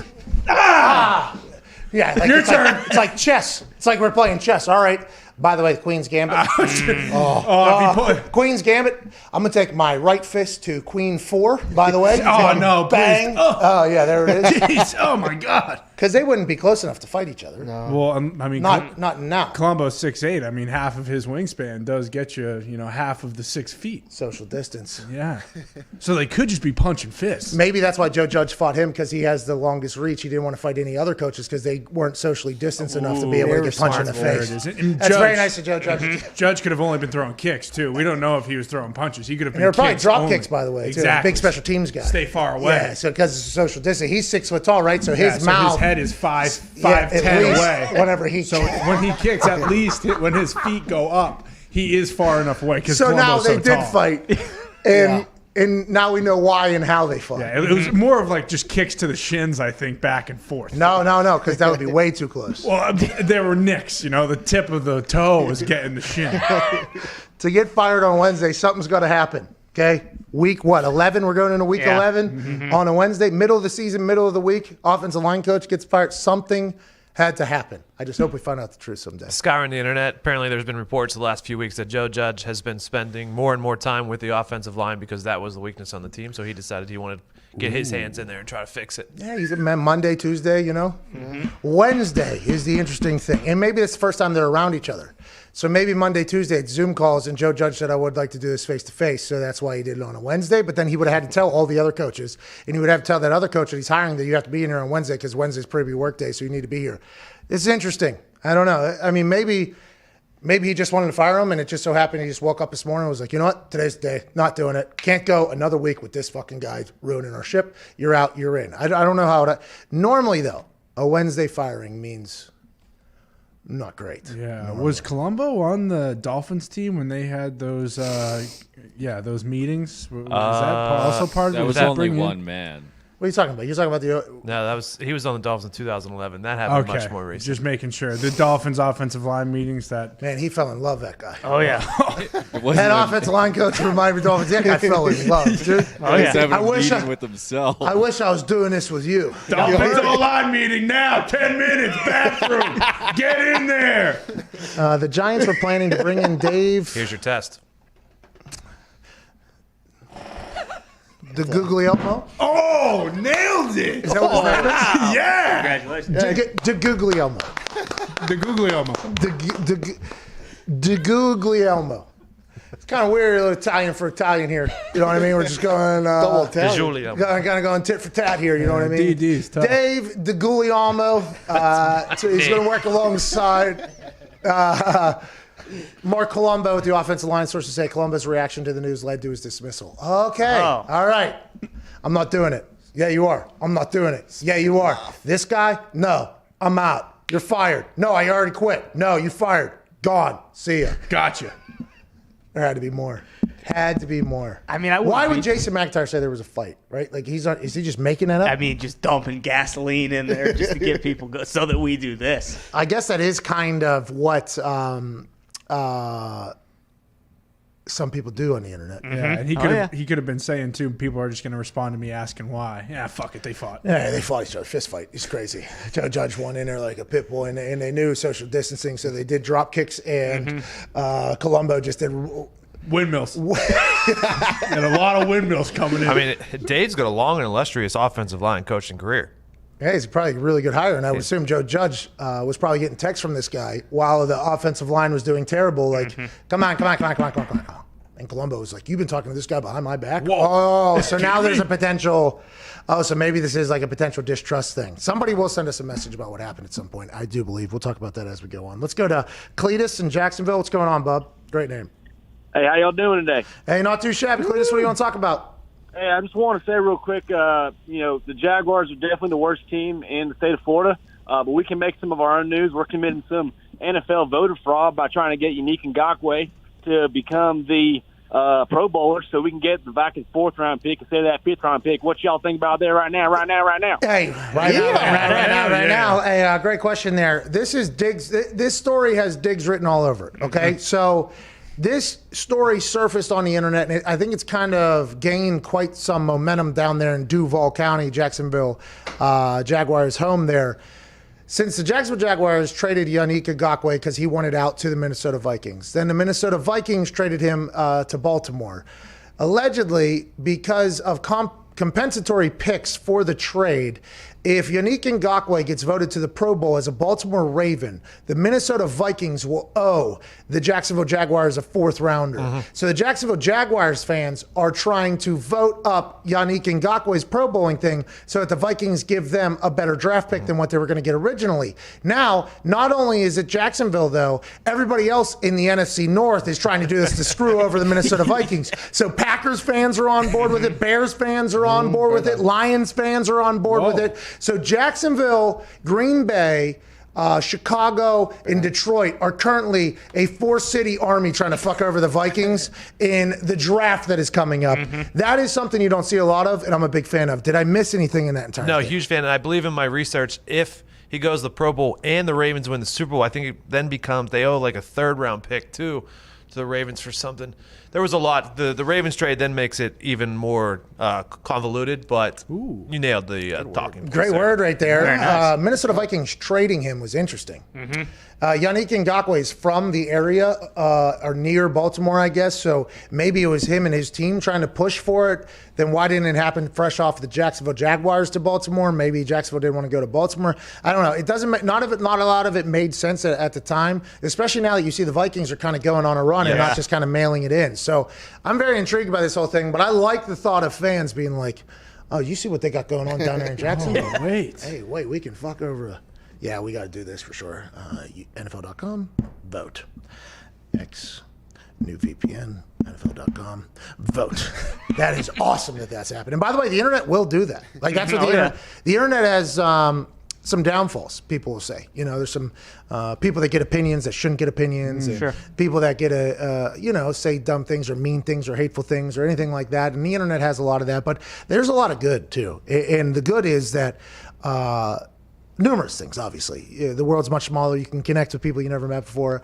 Also, the internet will call you out. Like, if you're going to say you're going to do something, they'll say, bet good. Like, okay, they will get you. And if something gets real momentum on the internet, it's basically an unstoppable wave. Let's go ahead and lock Yannick Ngakoue up for the Pro Bowl, I think. This seems like something that's only going to garner more steam and more steam for this whole thing. If we can fuck over somebody while doing something else, the internet's like, we will go ahead and we will do that. Because, the NFC North makes sense. The Jaguars make sense. But, as us as fans, we don't want the Vikings to get better. We may play them at some point down the road. But why don't we fuck them over, too? Jacksonville will ruin that pick much more likely than the Vikings will. Correct. Let's give good picks to bad teams and bad picks to good teams. And that's like the other 30. Minnesota is potentially facing a blitzkrieg like they've never seen before from the 31 other teams right now, trying to bury their draft capital. And I'll tell you what, I respect it. Yes. I respect it a lot. What do you got, Nick? I just wanted to point out you made a great point about the internet saying bet's good and we'll call you out.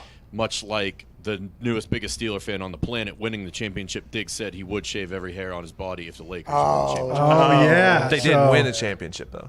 What happened? Toughest championship ever, someone said. No one said that. Yeah, I say it. The most difficult to win. No.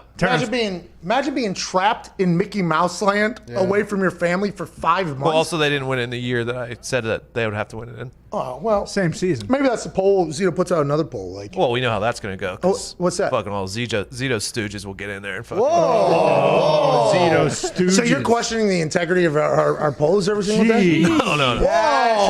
Sure sounded like it. Sure sounded like it. Diggs did tweet out whenever Anthony Davis, I believe, was traded to the Lakers.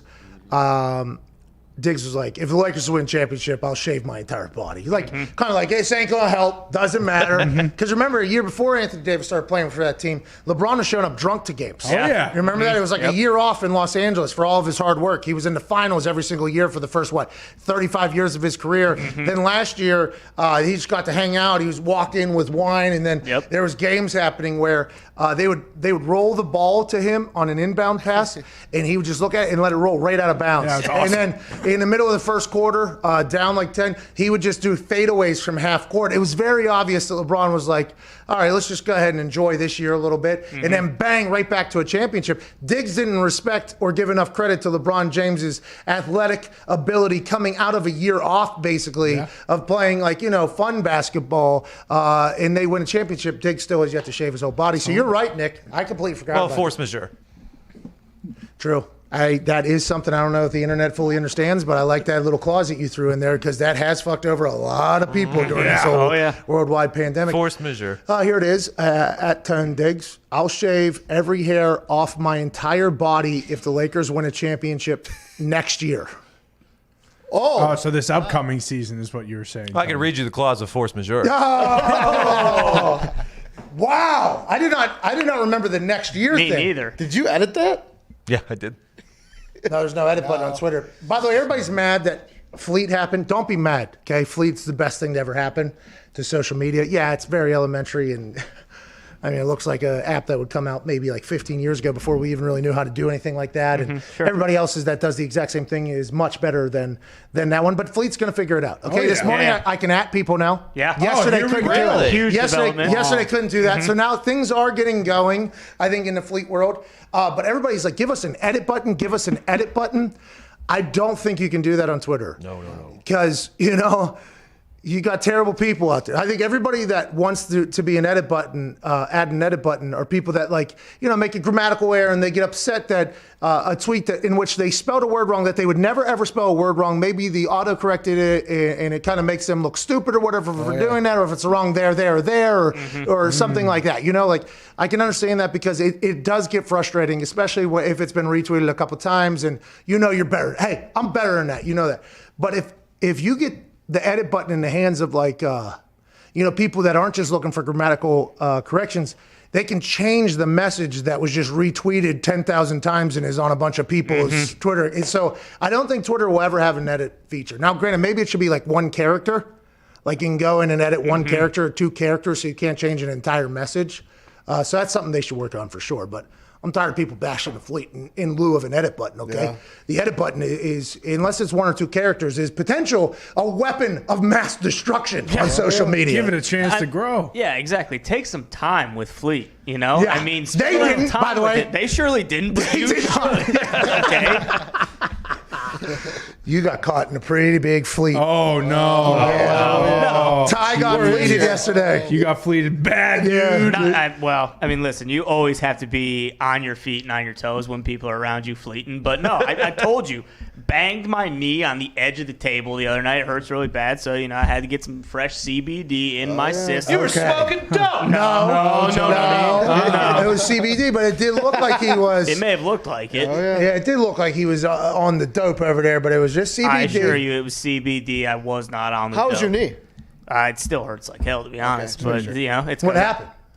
I told you, I banged the ever-loving shit out of my knee. You think it's just bruised? You didn't spray an MCL? You didn't do anything like that? You think it's just the contusion? My kneecap is black and blue, so it could be a micro fracture. We'll have to see. Wow. Oh, you have a patella contusion. If you really want to get into making people think that you have a real injury here, a patella contusion's nothing to play around. Exactly, nothing to sneeze at, and I think that is what I have. You know what they say? A patella contusion leads right into a collapsed lung. So watch out. You need to stop that. And a collapsed lung, for those those that don't know that are potentially stupid. A collapsed lung like what Drew Brees has right now, it isn't when your lung just says and has bad foundation and it's like a flood and just kind of gives out. You know? Is that right? That's not what it is. Not a No, mudslide. don't be stupid and think that. No, actually, what it is like a bunch of little Macho Man Randy Savages are outside of your actual lung, but inside of the capsule in which the lung lives. So the Macho Man Randy Savages, which are just air actually, are sending down so much pressure on the lung because the air's not supposed to be in there. It's just elbow drop after elbow drop, and your lung just collapses. And the way they fix it, by the way, is they take a needle, and they shove it in your where the capsule is. Tyrod Taylor. And then all of a sudden that sucks. Yeah, almost like Tyrod Taylor, but not far because they're outside of the lung, which because it's already collapsed, by the way. Okay. So they go to the capsule and they take out all the Macho Man Randy Savages that were dropping an elbow to get the pressure off the lung, and the lung just expands right back up. Yeah, a little bit of a pneumothorax. Yeah. And it's just collapsing. Jeez. Yeah, so for those that were questioning what happened to Drew Brees yesterday, That's incredible. just fucking didn't even know that he's got a bunch of little guys in there dropping elbows on his lung, and then they have to stick a needle in there and suck it all out. A syringe full of that, Randy. Well said. Hey, thank you. I learned from Dr. Bert. Brandon? Benton. You were in there. Dr. Benton Spur. We ran his video on YouTube. He corrected us. Dr. Brian. Nick. Benton. It's so matter of fact back there. Dr. Brian Sutterer, he is a YouTube doctor, basically. Ooh. He explained to us how we were wrong yesterday when we were talking about Drew Brees. So without the Macho Man Randy Savage in there, basically the capsule, whatever the hell it's called, that your lungs live in. And by the way, there's like two separate lungs on your left side and 3 on your right side. 5 lungs. And they're they're encapsulated in something where somehow air gets in the capsule that's outside of the lung. I would assume it's whenever you get like a mass hit and it disrupts something, or maybe your ribs potentially poke a little hole in there and air gets in there. So the air that's in the capsule is actually forcing your lung down with the pressure, he told us. So it's not like the lung just quit and fell apart. It's basically, it's getting pushed from the air that's not supposed to be in there, and then they stick a needle in there and it pulls that air out and it comes back, and that's how they bring it back to life. So it kind of is what we said about the air mattress where they stick it down in there and just start Yeah, it pumping feels it like out. the same exact thing. you Yeah, said. basically. I mean, just without the MD at the fucking end of it. Let's go to Rick in Columbus. What's going on, Rick? Rick? Are you okay, Rick? Is there anybody out there? Can anybody hear me? That's pretty cool. That's like, Don't think so. that's though. taking advantage of the echo. Yeah. There's a little bit of a tech issue going on, but I mean, that is. guy. That was good. I've been waiting for that moment to happen. By the way. Feel pretty good. I've been Thanks, sitting on Rick. that one. Yeah. Thanks for that moment, Rick. We appreciate it. Thanks, Rick. Let's go to Brian in Utah. What's going on, Brian? Hey, there's mountain lions out there. Oh, man. Watch it. Oh, don't I know it? Don't we all, by the way? Don't we all now? Hey, happy hump day to you and the boys, Pat. Hey, happy hump day to you too, pal. Don't get humped by any of those American lions out there because they do the humping with their teeth. They will rip your throat out. Yeah, and they will impregnate you too. You will die. Yeah, Giving birth to a mountain lion, Yeah, too. you are a dead man if that American lion is happy hump day and you. Whew. Actually, you know what? No happy hump day to any American lion that's out there in Utah. No. For the sake of our guy Brian. Brian, what do you want to talk about, pal? Stay in your den. Yeah, those lions are a bunch of stooges out there. Huh? Don't piss him off. Don't say that. There's no God. reason for you to do what you just did right there. What are you going to walk by the Cubs next? Is that what you're going to Jeez, do? dude. I mean, Nope, there's. that was the mountain lions. That is, you know. Yeah. American But that's what we're lion. saying. Let's not disrespect them because they do get pissed off rather easily. Yeah. So what do you want to talk about, Brian? Okay, well, I had a question for you, Pat. So we've all seen the promo video you shot with the Pelicans where you touched the rim there. Oh, yeah. We've all seen those tree trunks you could call legs there. Yeah. When are you going to post a video of you throwing down? Well, you know, like dunking a basketball. Brian, great question. I have a weight, my body. So I think I've learned like at 225 and below, I can dunk. 225 and above, I can't dunk. So I can still fly. Like right now, I think I'm like 235, probably 240 at this time. Just like a week ago, I was 250, 255. I have very heavy organs, and my ass is massive. So I'm much heavier. Like at the carnivals and shit like that with the guess your weight, I have never lost in that ever. Always winning prizes. Normally 60 pounds off whenever they see. Wow. Because my upper body appears to be so goddamn small, which it is, by the way. Not a lot of work has been done on the upper body, but my legs are just... Heavy organs, too. And my heavy organs, they've been through a lot. So if I'm below 225, I can dunk. I don't think I've been below 225 since probably like year 6 in the NFL or something like that. I had some nice. I have some on film I should put out. And maybe I do get below 225 so I can go ahead and do a yam. It's amazing how much weight is like I played volleyball in high school. And at the beginning of the season, I think I was like 215, probably 210. I've always been pretty heavy. By the end of the season, I think I was like 195, 200. And I was just like flying. Jumping is all weight. And granted, you have to have some explosion, but the weight is such a big deal. Imagine if you weighed like 160. Yeah, it'd be nice. Man. Foxy flies around though. He's got those little sticks. Foxy Tiger Woods. Foxy defies a lot of like biology with how small his legs are and his ability to jump, but he also weighs like 155 pounds. I was going to say the opposite about you because I've seen you jump with those massive legs and you still get up there pretty high. Appreciate that. It always surprises me. I appreciate that. I do have a good jump. I am a good jumper. Because I'm like a bird, skinny so you can fly. That's kind of the whole idea. That's why I don't lift weights. That's what Foxy sounds like while he's fucking dunking, dude. Oh, look at him go. Yeah. Piece of paper in the air. What happened to that boy? Attaboy, Z. Attaboy, Z. Let's go to Jason in Colorado. What's going on, Jason? Hey, Pat and the boys, how we doing? Hey, not too shabby, pal. How are you? I'm doing good. Just graduated from college today. Hey, November 18th, graduating from college. Go. I took a victory lap. 2020, baby, 2020. Hey, good for you, Jason. Your senior year, your senior time on campus, much different, obviously, than ever before. But congrats to you on getting the job done. I hope you're not in too big a debt because it's probably going to take a little bit to pay that off. But what you're going to go on and do is going to be fantastic. Congratulations, buddy. Awesome. I appreciate it, boys. But my question is, we obviously all know the Chargers are absolutely dead. Dead. But Justin Herbert, we're building around this guy. What do we need to do in the offseason? Is it coaching? Is it what is it? I don't want to bury anything. Great question there, and congrats on graduating. Whenever you're in those close games and you can't win them, and maybe you're making some situational mistakes, you automatically look at the coaches.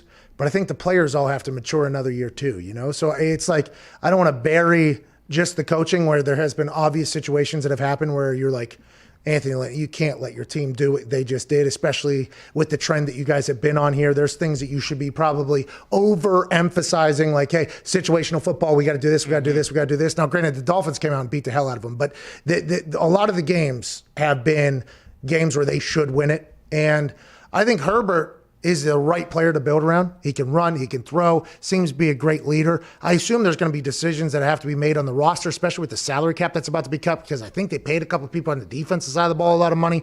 So I don't know. I'll be intrigued to see how that whole thing plays out over there, but I would assume it's coming with a new coaching staff. I would assume. Now, I don't know if it's 100% warranted, by the way. I'm not saying this is 100% Anthony Lynn's fault and the coaching staff's fault. I don't think I watched their games close enough because they're not in it or whatever, but it feels as if probably a new coaching staff is coming because there's some mistakes that you make or you see happen late in games to lose it, whether it's stepping out of bounds with like 4 minutes left whenever the clock could be running and staying in bounds instead of forcing the opponent to use a timeout. Instead, you stop the clock by yourself when you're up and it's not even talked about or addressed on the field or on the sideline. Like that is a situation that I looked at where I was like, oh, it feels like there's not a lot of situational football going on over there. So there's some things that you could say that, but I don't think I've watched close enough to figure it out. I think your team's in a good spot with Justin Herbert. You're going to be able to compete every year, but also the Chiefs. So it's like it's a very, very, very weird world right now because you're going to have to keep up. So you probably have to pile up on the offense a little bit, but you got a lot of money on the defense. So it's an interesting thing. What up, Diggs? They have the 9th most salary cap going into next season. Okay. So they'll be able to make some plays. Probably O-line, right? Yeah, I don't know. I mean, they did sign some people this year, but like that seems to have always been their issue because they're great on the defensive front. They don't always have corners. They have Derwin James coming back. So, well, whenever Phillip Rivers came to the Colts, all any Chargers fan said was, "Thank God you guys are getting him an offensive line. He's never had an offensive line." So maybe that's probably the old adage or whatever. We got to get to a break, but also I want to tell you that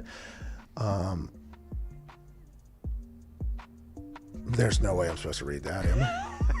There's no way I'm supposed to read that. On Bark? Yeah. This what we're Bark. The dog-obsessed company that's devoted to one goal: make dogs happy. Ooh. No, yeah, these are just things I'm supposed to say. Drop the box. Yeah, you just. Oh man. I love Bark. I'm gonna come back with this on the other side. They want me to piece together. It is a new one. This is like it's a they fill want in me to the like blanks. freestyle. Yeah. Wait till you hear this BarkBox ad read on the other side. Okay, wait until you hear this. By the way, go to. I'll see you on the other side. We got to get to a break. It's the Pat McAfee Show. Superchewer.com/Pat, which is a different web. I mean, there's a lot going on to digest here. We got 4 minutes to do so. We'll take some more phone calls. And also, Ryan Clark will join us to talk about his despicable, disgusting, hateful comments he made this morning on Get Up. This is the Pat McAfee Show, Sirius XM, brought to you by superchewer.com/Pat. Nice. Superchewer.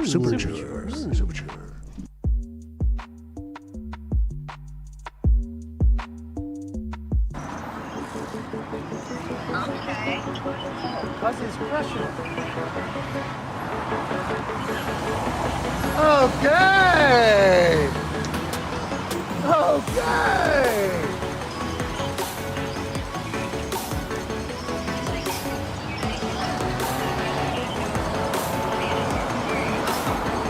Oh my God! Best sign spinner in the world!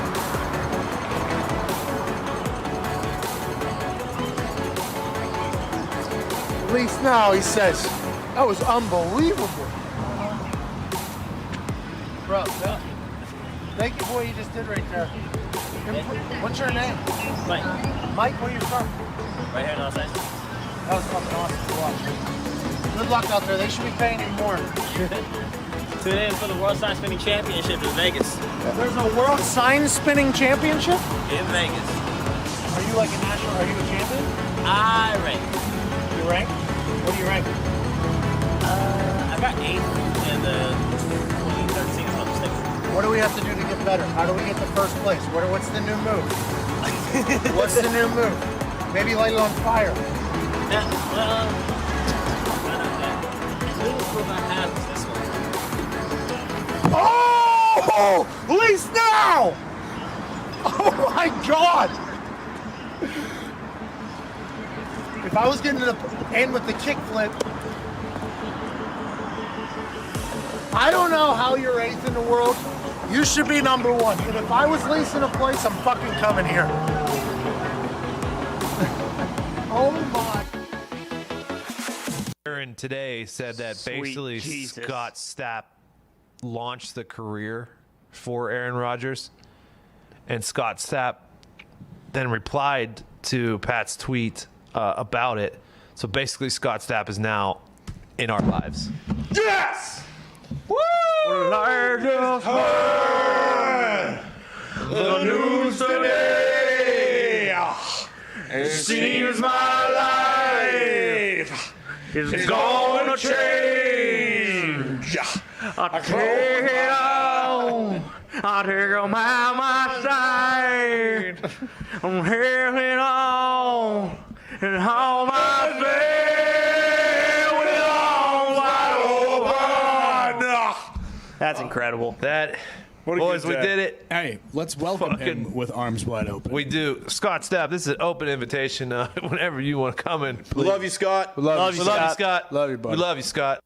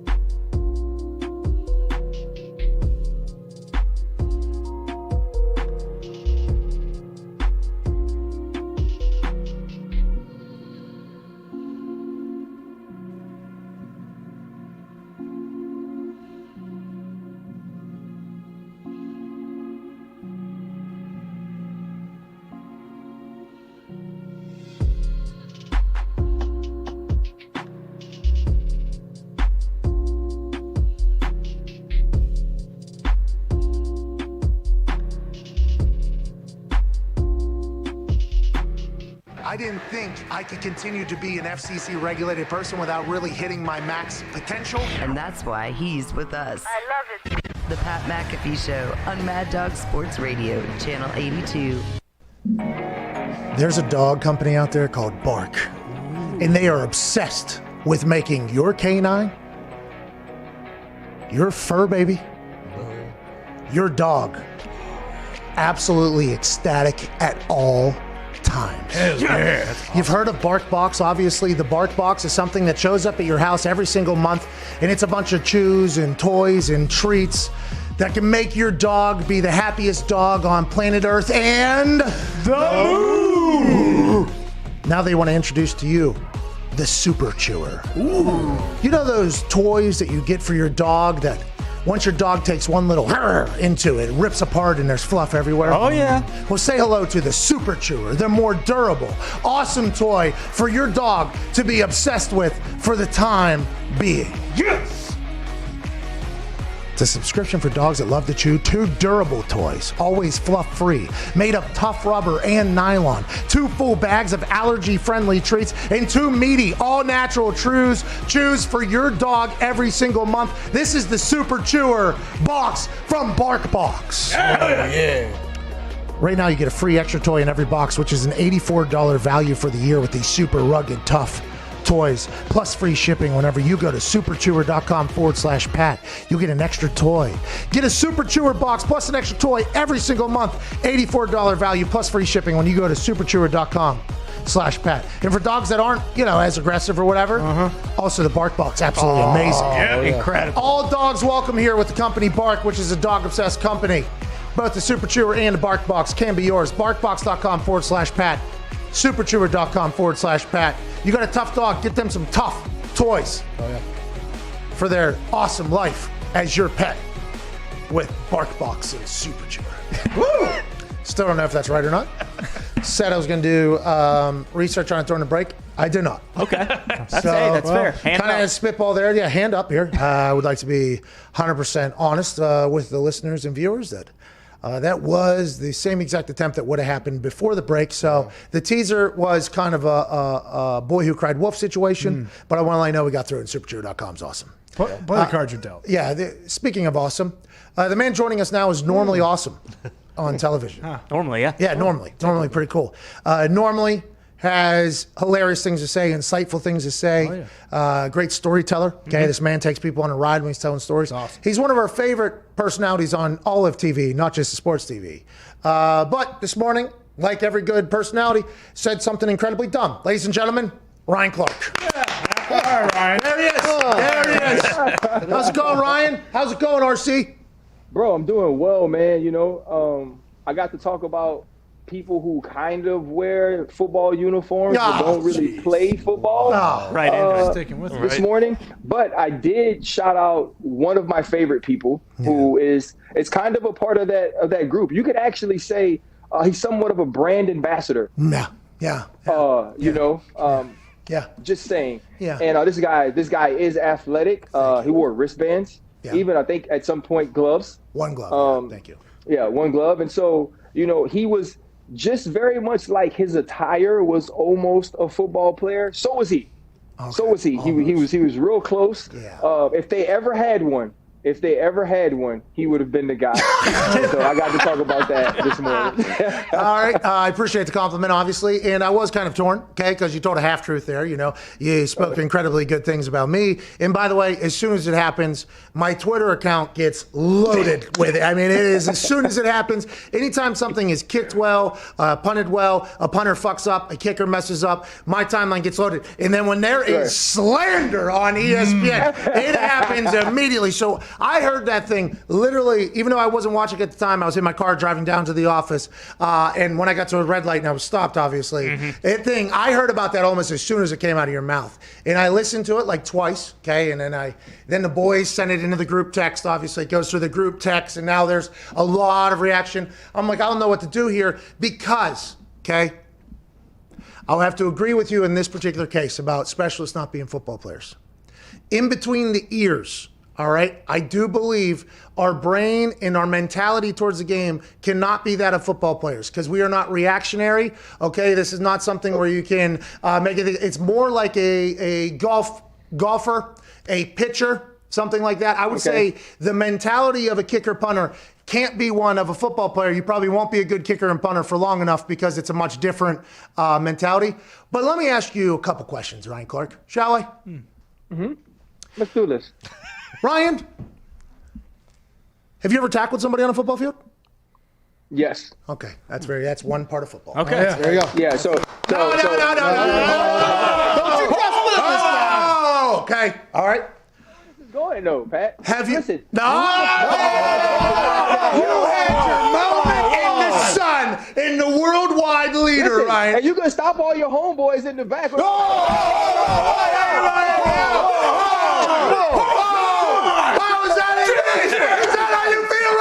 Yes, sir. All right. Next question here. Have you ran with a football in an NFL game? Have you had a rush? I had an interception where I ran with the football. Are you asking that was it calculated as a rush in the statistical category? Yeah, like a rush. No, I have not. Oh, that's weird. Have you thrown a pass in the NFL? I have not. I have not.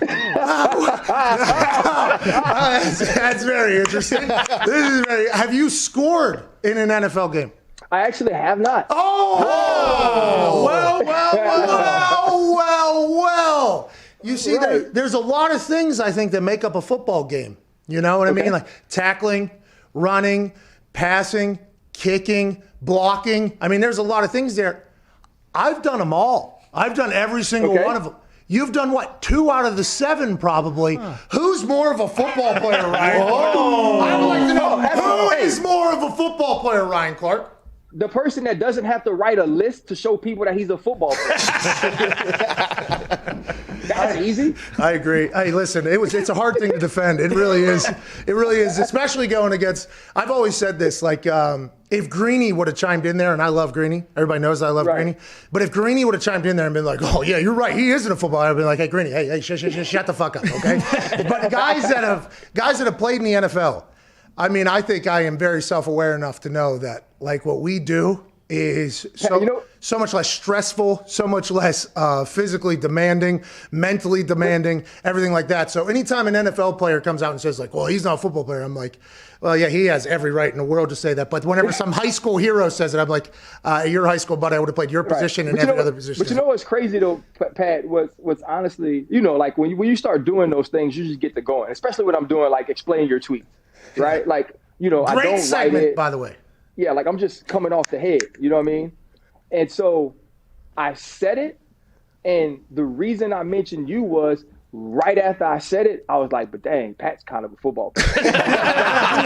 Bro, like that was truly my thought. It was like, yeah, like most of these dudes, like the dudes I play with, weren't really football players, but Pat was kind of. So I'm gonna throw him in there because that makes my statement a little more true. By the way, I appreciate that a lot.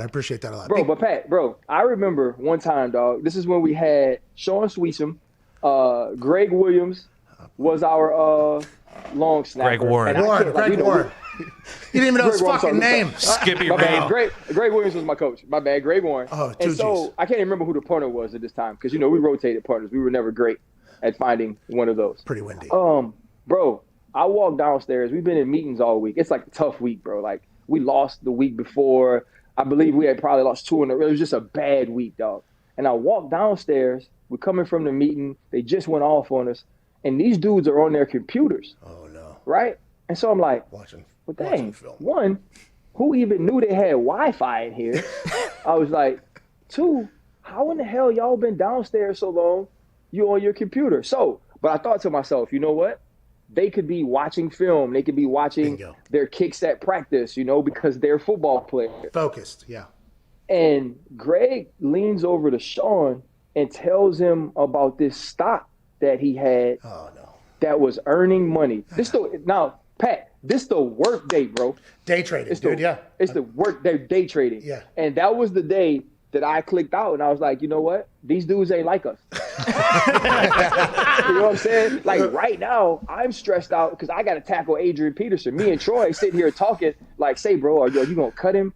Or maybe like, we could just bracket him every time we come up to him. Or listen, you go low, I'll go high. Like we're having this conversation and you're telling me whether Pfizer is going to have the right vaccine. You know what I'm saying? And bro, I was hot, dog. And like it was that moment I was like, you know what? Yeah. F these dudes, man. By the way, I can understand that. And that's why I said everything I just said about NFL guys. If they were to say that I'm not a football player, I understand because that happens. And if he did say you should buy Pfizer stock, that was a good call because you probably could have got it for pretty low. And that thing's only going to go up at this point.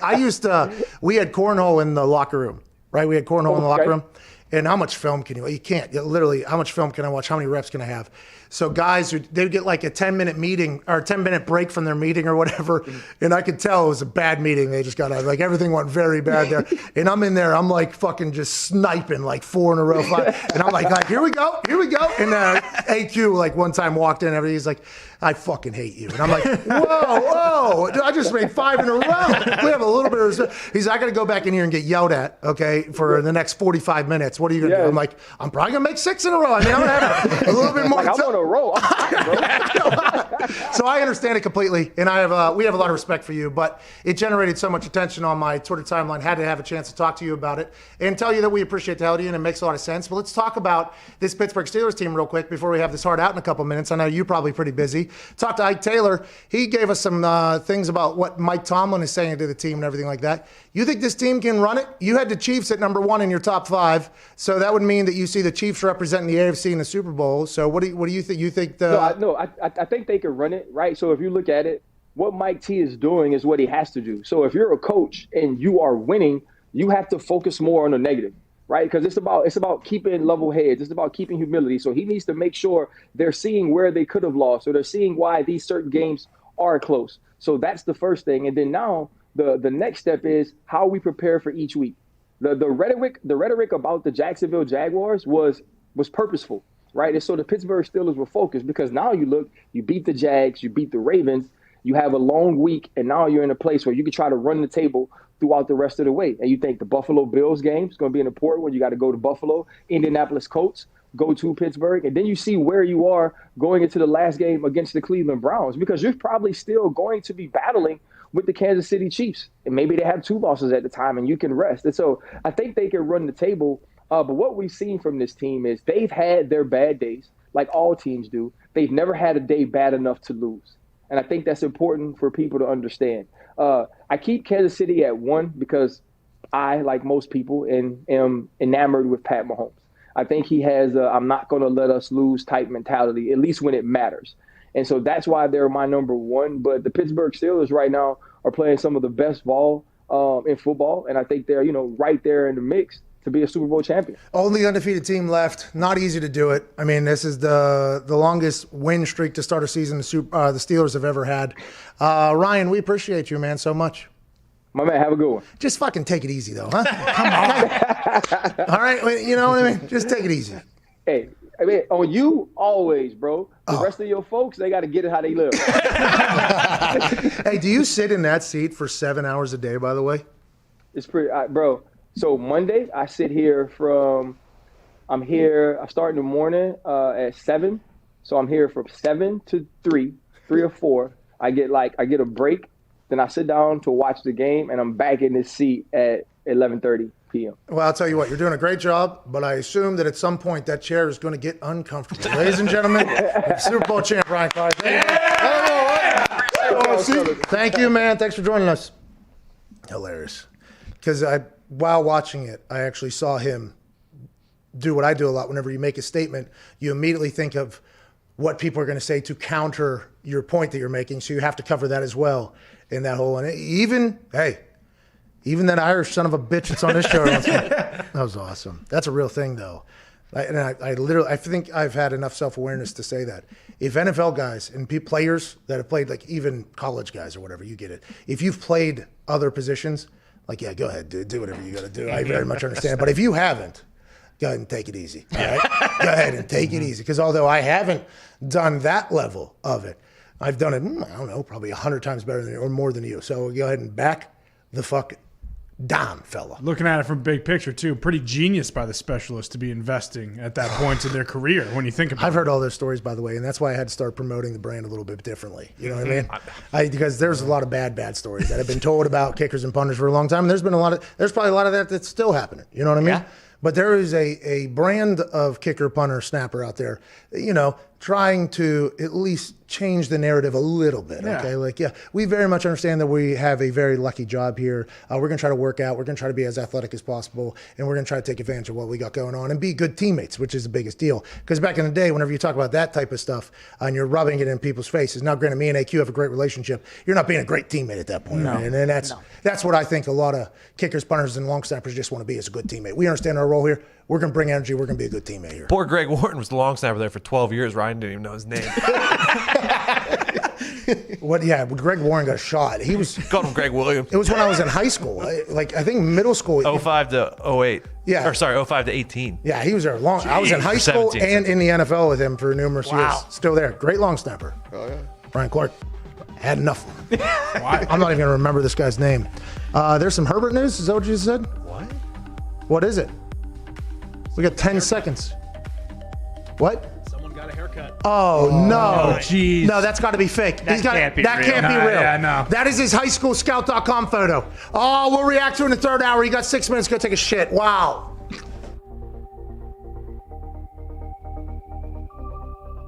Let me tell you a little story about these statistics. Troy Polamalu, okay?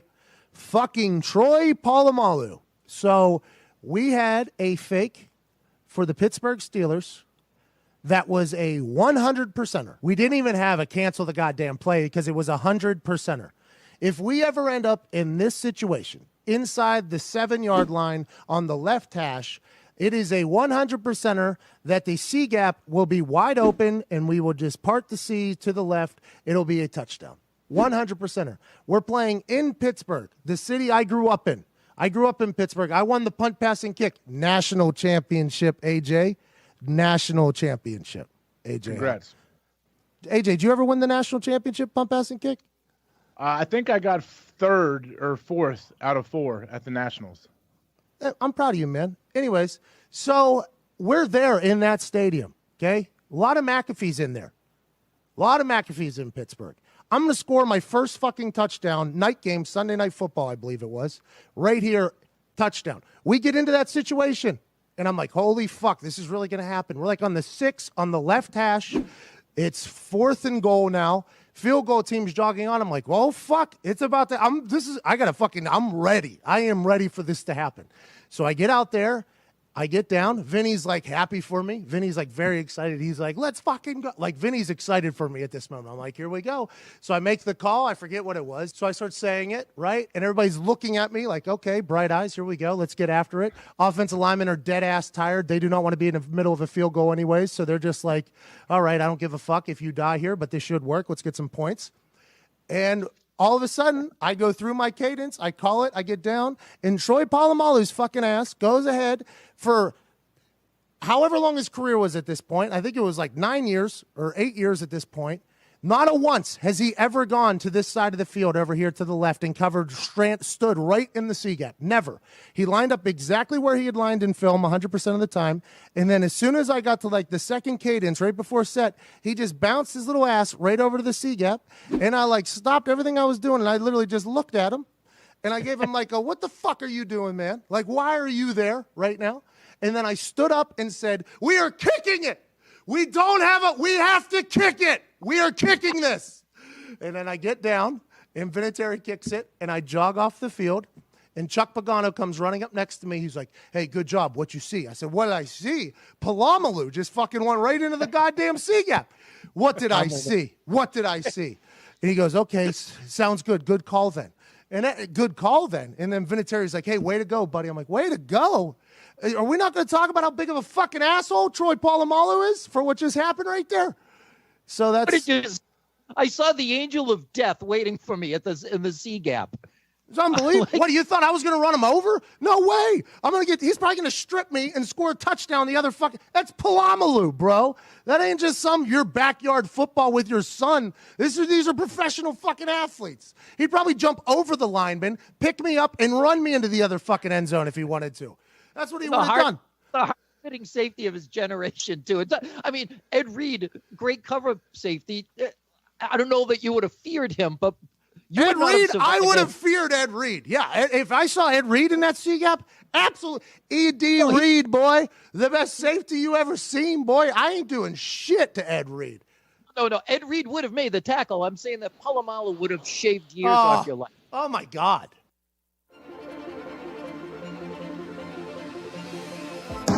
Patriots, -11.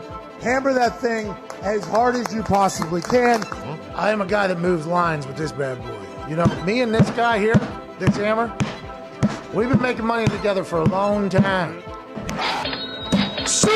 Maybe. You whip out your hammer and you swing it not only like a windmill dunk, like a son of a bitch, but you swing that thing to try to break the button on the FanDuel thing, and you hammer the Tampa Bay Buccaneers. It finally made its debut on ESPN, and I'm proud of this fucking office store hammer. Hell yeah. I like them all. Over Baylor. Good hammer Okie State #1. Hammer the Red Wolves. +5.5. -14.5. And hammer -34.5. For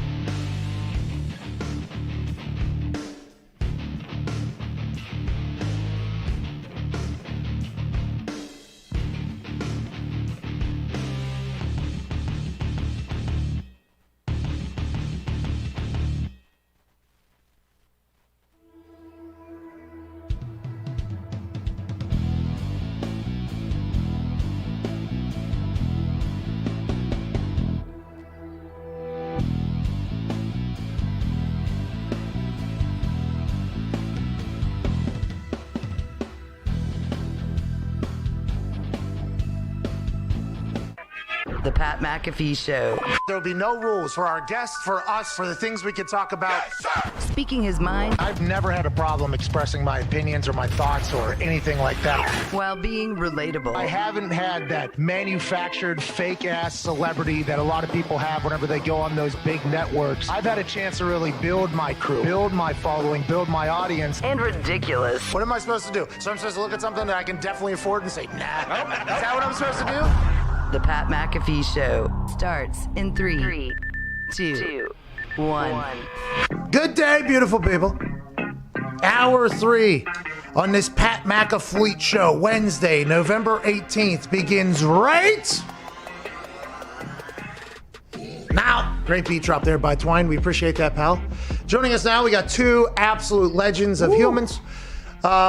One's just a Super Bowl champion. That's all. Just a Super Bowl champion. That's it? The other is a Super Bowl champion and a college football champion. Ladies and gentlemen, Dallas Clark and AJ Hawk. Attaboy, Dal. How's it going, Dallas? How's life over there in Iowa? It's nice to see that you have a little bit better service this week, I think. It's going to be a good conversation, pal.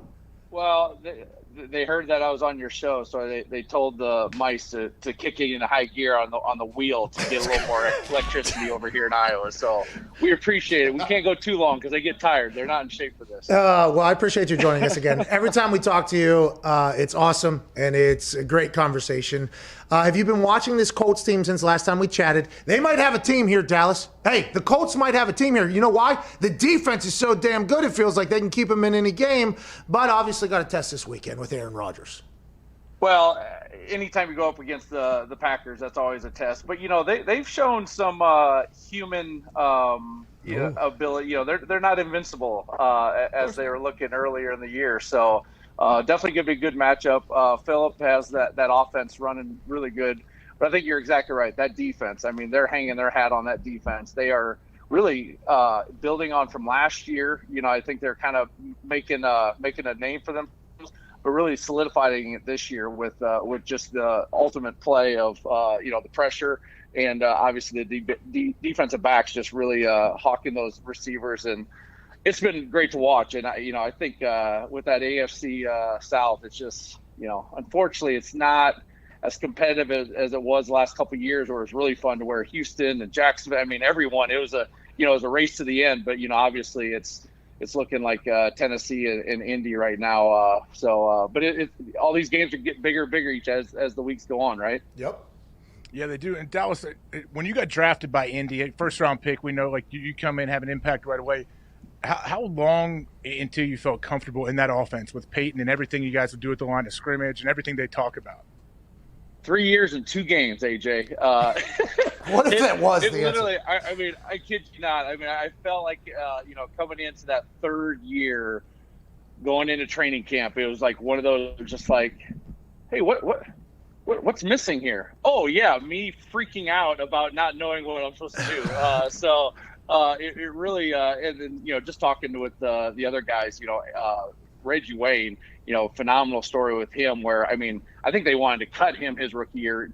Coach Mora and him just did not see eye to eye. And Reggie was just kind of like, what is going on here? He was up in middle of nowhere. He's used to Miami weather and, wearing sweatpants and sweatshirts and all that. And, just really kind of struggled. And thank God, they stuck with that. And because he's one of my favorite players of all time. And, obviously a great leader for us. And so it's one of those things, like, you either get it, you either, become part of it, or you're gone. I mean, it's just it's the brutal honesty of the business. Isn't it interesting, though, this year, a lot of rookies are balling out, Dallas, more so than in the past. Wide receivers, quarterbacks, it feels like there's a lot more rookie presence in the game. It's kind of surprising. Well, I think what's happening, I think these receivers, they come from systems where they get to be put in the best position, by the offense. I think the coordinators know what they have, and they're able to exploit them in the college ranks. And then you get to the pros, and I think it's the same thing. I think these coordinators, where we had kind of a system with the Colts where, obviously, if you had Marvin Harrison in there or Aaron Moorhead, you're going to see a decline, right? But the offensive mindset, the offensive system got us in positions to get open to the best of our ability. And so I think these systems that the offenses are having, I think these young guys are able to kind of come in and to adjust a little quicker than before, where I don't think they really had the that margin for error. So I think they're able to come in and be themselves, be comfortable. And you got to play fast in this league, and that's when rookies really stand out, when they're always a step behind, reacting instead of being making the play and just reacting, and so it's just cool to see these guys, especially Jefferson. He's one of the guys that stand out in my mind. I enjoyed him at LSU, and then seeing him be successful with Minnesota so early, he's going to be a bright future. He has a bright future for him for sure. Was there anyone on the team that could really give it to Peyton, that could let him know exactly how they feel? I know there's a great clip between between Jeff and Han. I played Jeff's year in Green Bay. I was there too, so I could see them butting heads every once in a while. What was it like? Yeah, not many people did. Obviously you did at your own apparel, but I think everyone. I think everyone on their level could. Obviously Jeff Saturday had no problem sharing his opinions, and I think the respect is mutual on several guys on the team. I remember him and I had a couple where just trying to get to see eye to eye, but when you're around each other for so long, and as the season, AJ and Pat, you guys know this, where it's amazing. Like, you can talk about something in June, but then you talk about it in October, and on a Wednesday, and you just lost a game, or something, or you got injuries and things like that. it just gets real. It's just the nature of the beast it just intensifies, and and so you have to have that common ground, that common respect where you can yell at each other, you can get on other's case, just knowing full well that everyone has the team's best interest right away. And so and with Peyton and obviously Class Act obviously just wants to win. Jeff Saturday, they'd get after it. Marv, Reg, from the, it's like every department, hey, from the receiving department, Marvin would like, let's see here. Yeah, he'd like a couple more touchdowns. The running back department. Yeah. Joe Adai is very angry. And the O-line, they're not getting enough credit for your protection. So, if we could, tighten this up, that would be great. And the tight ends, we had no voice. I mean, because how do we compete with receivers? And the only thing we had a voice over was you, Pat. Well, thank you. You did. That is very true. Well, this is what I was about to say, though. This is what I was about to say is I did a lot of work with the linebackers, right, in practice. Okay, I was like literally a blocking dummy for them. I'd be a look running back for them. I threw for them against the shell of the defense. I did a lot for the linebackers. But Gary Brackett was the coach over there. Listen, we had an incredible guy. I forget his name, Mike, the linebackers coach, Murph, maybe. Murphy, Coach Murph. Murph, yeah, he was a great guy, and he knew his stuff. But Gary Brackett was the guy that was like, hey, we're doing this, we're doing this, we're doing this, we're doing this. And it felt like you did that with the tight ends a lot as well. And it was just something I think you guys being there for a long time and being that veteran leadership, was that something that came natural to you to be and to Gary and everybody? It was very much a player-run team. That was what that team was. It was a player. Now, coaches obviously had a say and everything like that, but the players in each different department, as you said, had a lot of say in what was going on in coaching. It was kind of cool to watch, actually. Absolutely. And I think that was, Coach Dungy, reiterated that, all the time. He talked about delegating responsibility, and he was one of those guys, it came from the top. He wasn't the guy, sticking his nose in the receiver saying, hey, you guys got to, run your full routes. And then you dip over to, the defensive line. And I mean, he just let the coaches coach.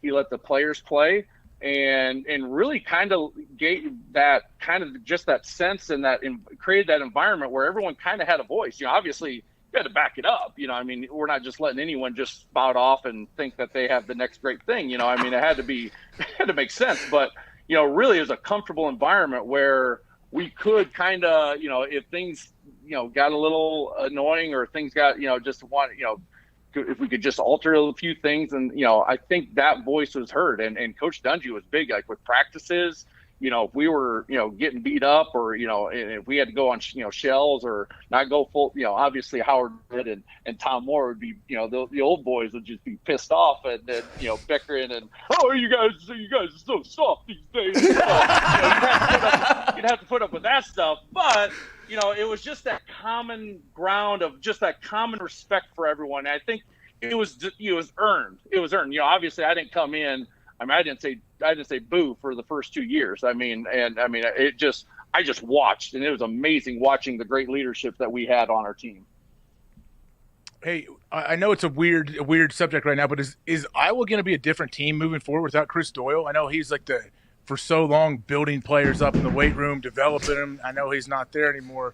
Whatever allegations were going on, I'm not even 100% sure what it was. But I remember playing with so many Iowa guys, and all they did was tell me how tough the program was, but also how good it was for them. Yeah, AJ. This is a touchy one. This one's talking about your family's issues, and that's what Iowa football is to me. That's family for me, and it's really hard to see. It was a rough year. It was a rough summer and obviously fall here and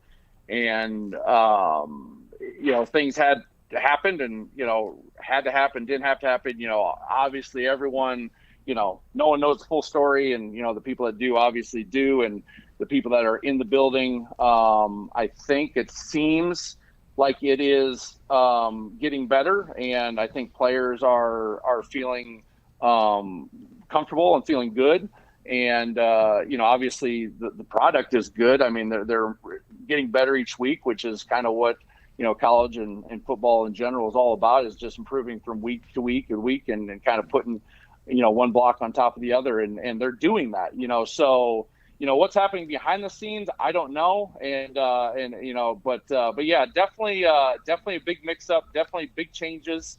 And the people that are in charge made the decisions that had to be made, and right, wrong, or indifferent, it's just the way it is right now. And it's definitely I think it's definitely going to it's gonna impact the future of Iowa football, just kind of that mentality and things like that. And it'll be interesting to see how it changes overall. I'm kind of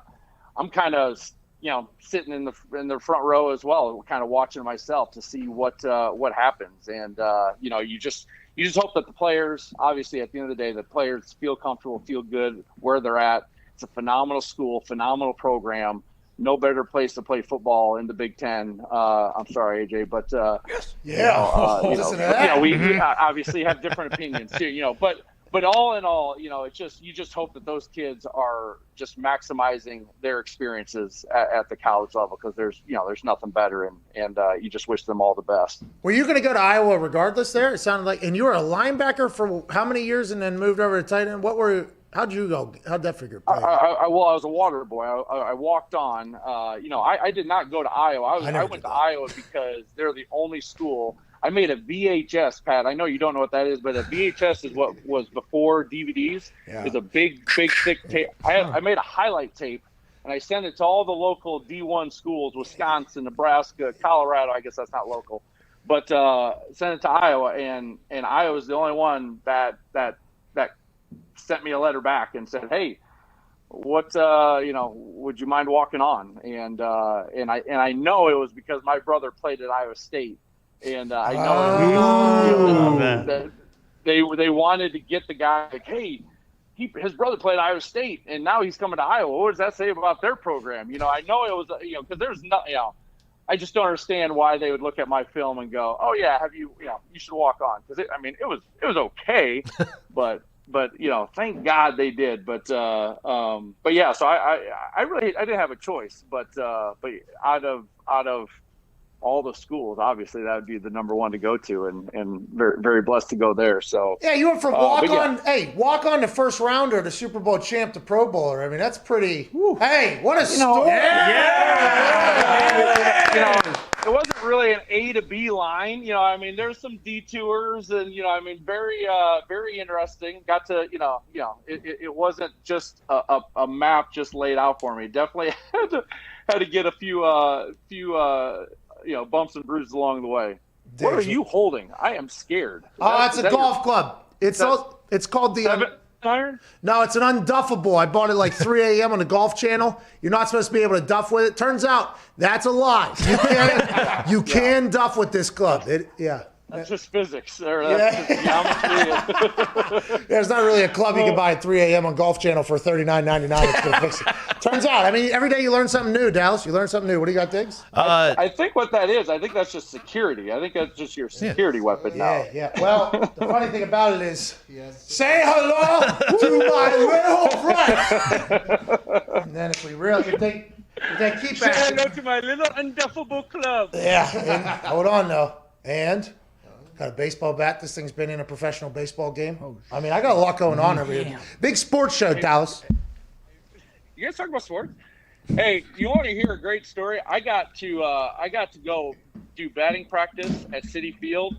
I'm a big Mets fan. We don't have enough time to figure out how that one.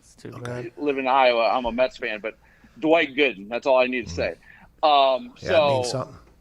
Batting practice, and you might not believe this, Pat, but I was using David Wright's bat, and big lumber, big hitter that guy is. Yeah. I pulled down the line because that's the only place I could hit one out in City. That field is deep, and I pulled one down the line, fair, second row, buddy. Let's go! Are you right? Come on. Are you righty or lefty? I'm Righty. I don't know what I am. And I pulled that thing down the line. It was the only chance. I was hitting bombs in the gap, one hop into the fence. I mean, and I had Howard Johnson, my hero, right? He's the hitting coach. He's behind me, and it's I love sports, man. I love egos. I love her. I mean, I'm doing the best I can, right? I am in the coolest environment. I mean, obviously we had some fun ones in football, but I was a baseball guy growing up. This is like the top of the list for me. And I'm driving. I'm just living my childhood dream, right? And I got Howard Johnson in the background saying, "Yeah, we got a guy there in this league. Yeah, that's an out. Yep, that's an out. Yeah, so far you're hitting about 109, Dallas." Ojo, dude, hey, can I just enjoy this, bud? Come on now. And and he just he's relentless. I'm like, you're not signing me. I don't need to impress you. I am just having fun. Did you hit? Let me try to hit a home run. Did you pimp the home run? Did you? Oh, dude, that old adage, act like you've been there before. Yeah, you haven't. I did not act like I've been there. I have not been there before. So how'd I act? I act like a 5-year-old kid running around the field. That's pregame. The line. The field crew's like, "Geez, we just chalked the lines. What are you doing?" I ran around. I threw the bat in the air. It was a little embarrassing. No, there's a good chance you were the only Mets representative to do that all night, if I know anything about Mets. Yep. And maybe he should have been telling that to his actual players. Diggs. Oh, hey, the mouse is getting tired. I'm losing respect. Yeah. Diggs, what do you got? How dare you talk about the Mets like that? Dallas, AJ, I was doing some interview research as you were coming on, and I found a picture of you two together from 2013, October 13th. And in that game, Dallas scored his longest touchdown of the season, 18 yards. Who's guarding him? I think it may have been AJ. I just wanted to see if you two remembered that particular game slash play. Oh, no. AJ, he's like 60 years old in this photo. Yeah, I mean, so am I too, probably. Yeah, I don't know if I was on you that one. Dallas, I doubt I was manned up on you in that game. I think we ended up winning that game, though. 19-7. Oh, shit. Hey, they did.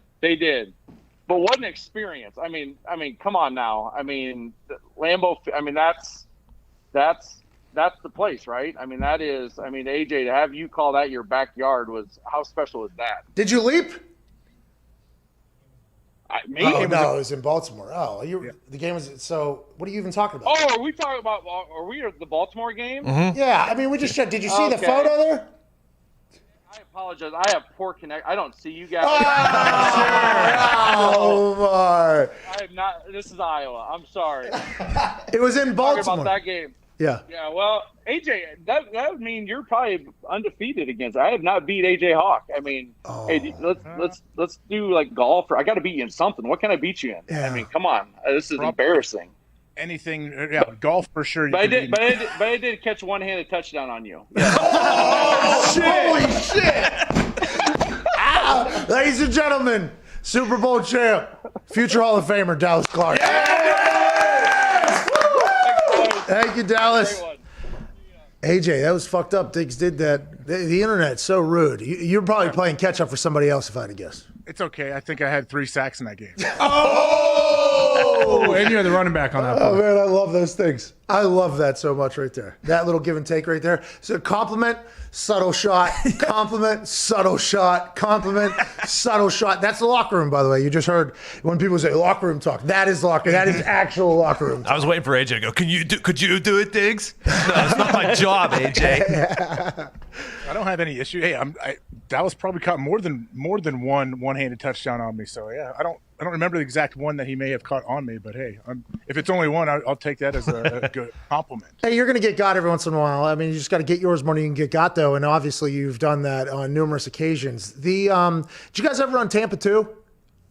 I wish. I wanted to run Tampa my whole 11-year career. Never really got to. Okay, but in Tampa too, though, the mic has to turn and run and get a post in one particular. Right, just stay deep. Don't let anyone behind you in the middle of the field. Yeah. The only reason why I know that is because we had to play, like I talked about being with the linebackers. I played quarterback against our defense for a lot of different looks, and we ran a Tampa 2, and there was, I forget what team it was, They had it wasn't the Saints. The Saints, I had like 4,000 yards that week. I knew we were going to get killed. It was unbelievable. But they had something that was always like a post, ended up as a post. And the Mike linebacker was Gary. I think he had to literally check the run, and then he had to turn and sprint 50 yards straight back to cover the post. They had nobody on it. And I was like, there has to be something where you could do that Gary doesn't have to do that every single day. I forget how, but I remember Gary just being like, oh, Jesus. All right, we're running it again. All right, we're doing it again. Here it goes. So there's a couple coverages and things that kind of expose certain positions, and Mike linebacker is one of those positions that in certain situations with certain formations and certain coverages, you kind of have to be freak athlete for a little bit. Absolutely. You have to be almost like a safety. That's why the Bears were so dominant for so long, with Lance Briggs sitting in the little hook curl droppers, just killing anything underneath. And then Urlacher was so tall, he could kind of almost like have this cocked stance at like 6.5 yards deep, and you could never get anything over him. Like, that's why they were so tough to play. That's why it's even more impressive that a guy like Gary Brackett, which I don't know how tall he is, he's not very tall, and that dude's running middle of the field in cover 2. Like, that's a big deal. He knew everything that was happening, by the way, Gary. He was one of those types of guys. Like, everybody talks about, like, Luke Kuechly knows everything that's going to happen. Mm-hmm. Gary had, literally, you look at Gary, like, oh, that guy had to know everything that was going on. And in practice, whenever we talked to Dallas about the players coaching, it was kind of cool to watch Gary be like, well, you're going to do that because this is going to happen, then we're going to do it. It's almost like that Belichick Wednesday meeting. Yeah. Have you heard about this? So Cam Newton gave this quote where he said that Belichick's like he has a Staples Easy button or one of those Buffalo Wild Wings buttons where he can predict exactly what's going to happen in a game, and Cam's been mesmerized by it. And then we talked to Michael Lombardi, who's co-host of Hammer Don podcast every Monday, Thursday, Friday, also a writer at The Athletic, former general manager, advisor, everything like that. He said that happens every single week. On Wednesday's team meetings, Bill will basically tell the team how the game is going to go, and more often than not, he gets it spot on. Did that ever happen where you were at? I don't remember that happening at our team meetings. I might have missed it every week, though, but that seems like something I would have been intrigued by.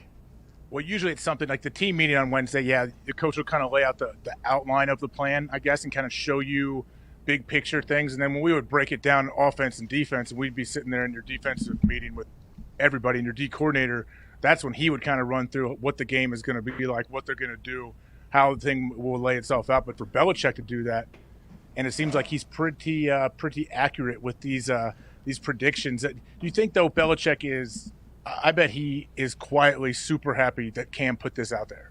Oh, yes. He's been waiting. It's been like 20 years. He's like, when the fuck is somebody going to say – and then that's why they did the do your job things.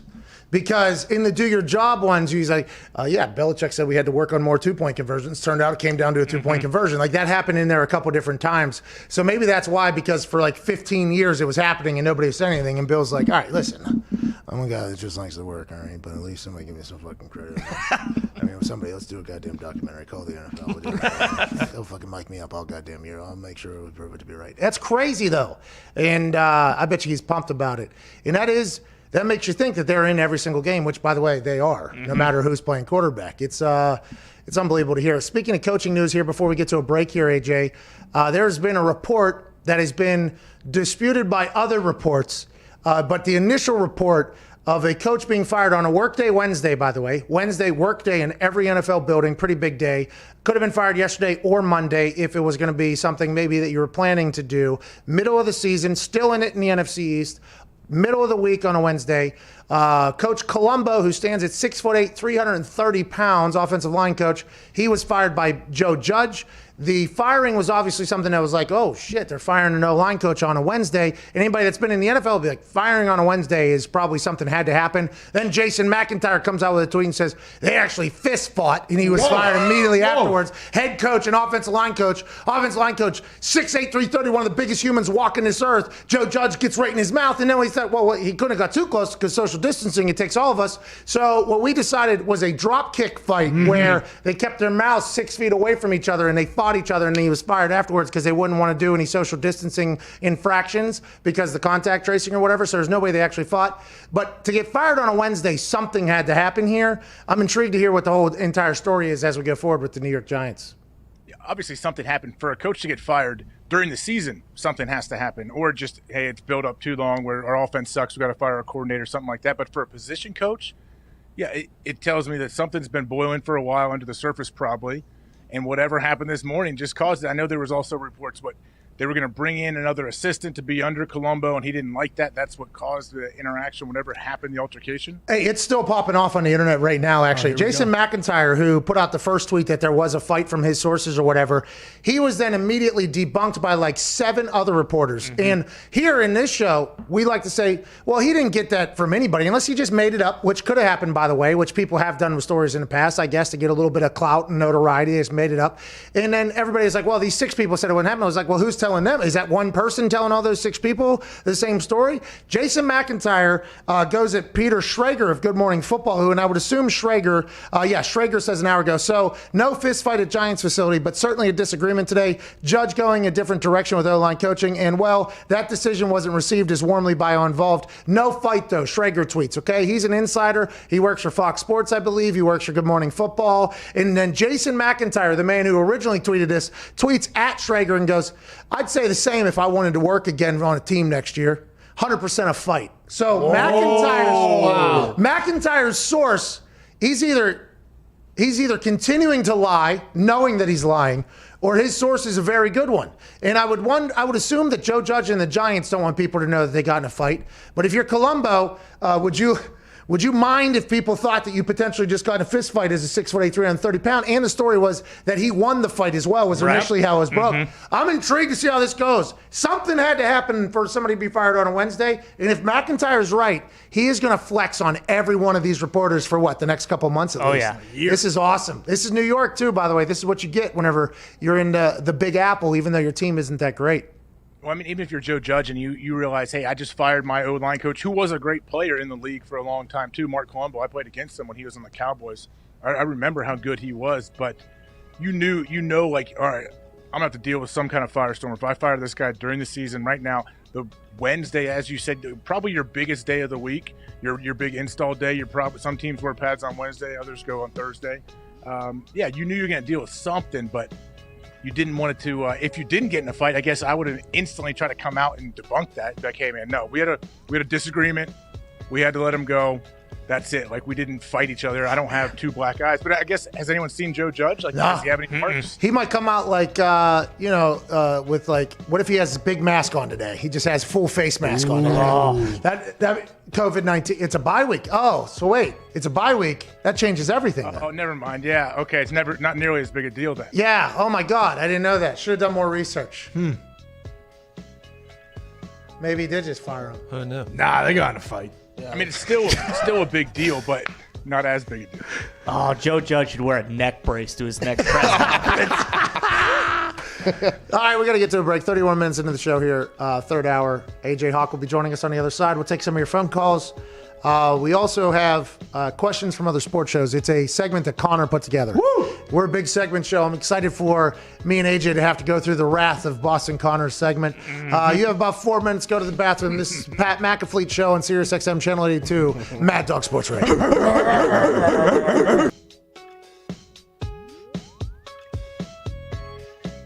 I was on a team that was very bad at football.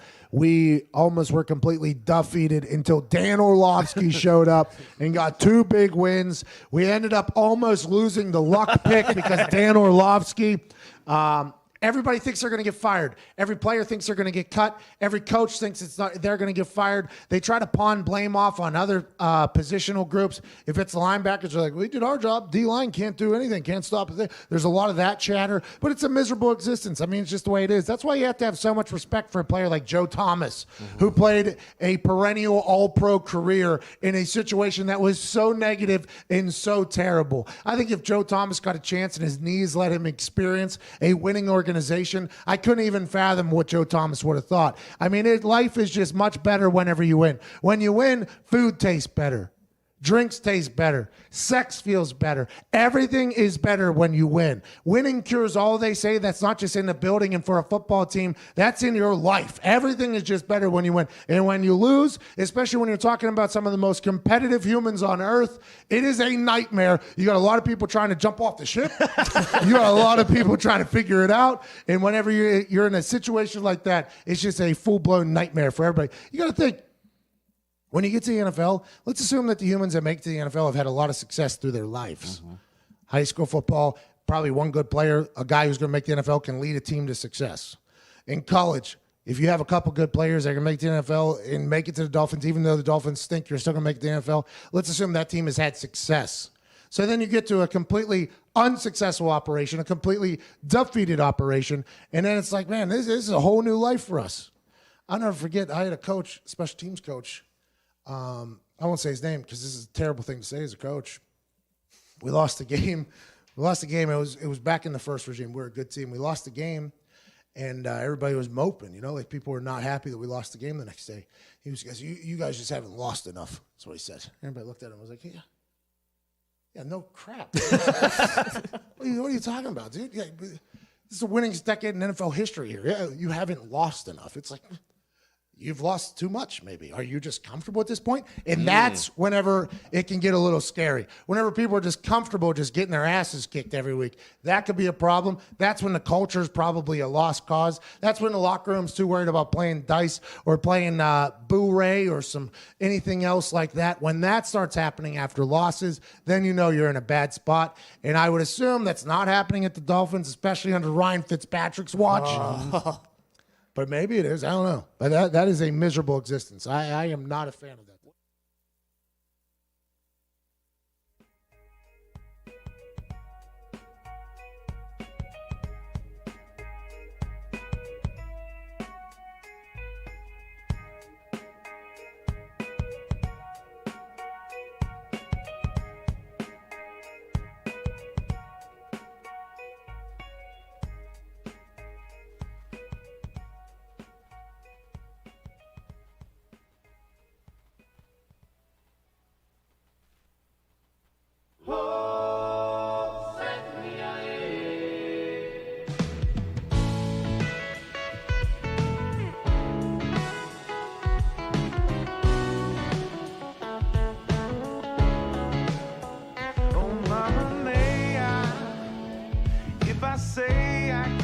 Go. There's this place down by the coast. Oh no. Oh mama, may I? If you say you think you know. I didn't think I could continue to be an FCC regulated person without really hitting my max potential. And that's why he's with us. I love it. The Pat McAfee Show on Mad Dog Sports Radio, Channel 8. Oh, come on! That's a lot.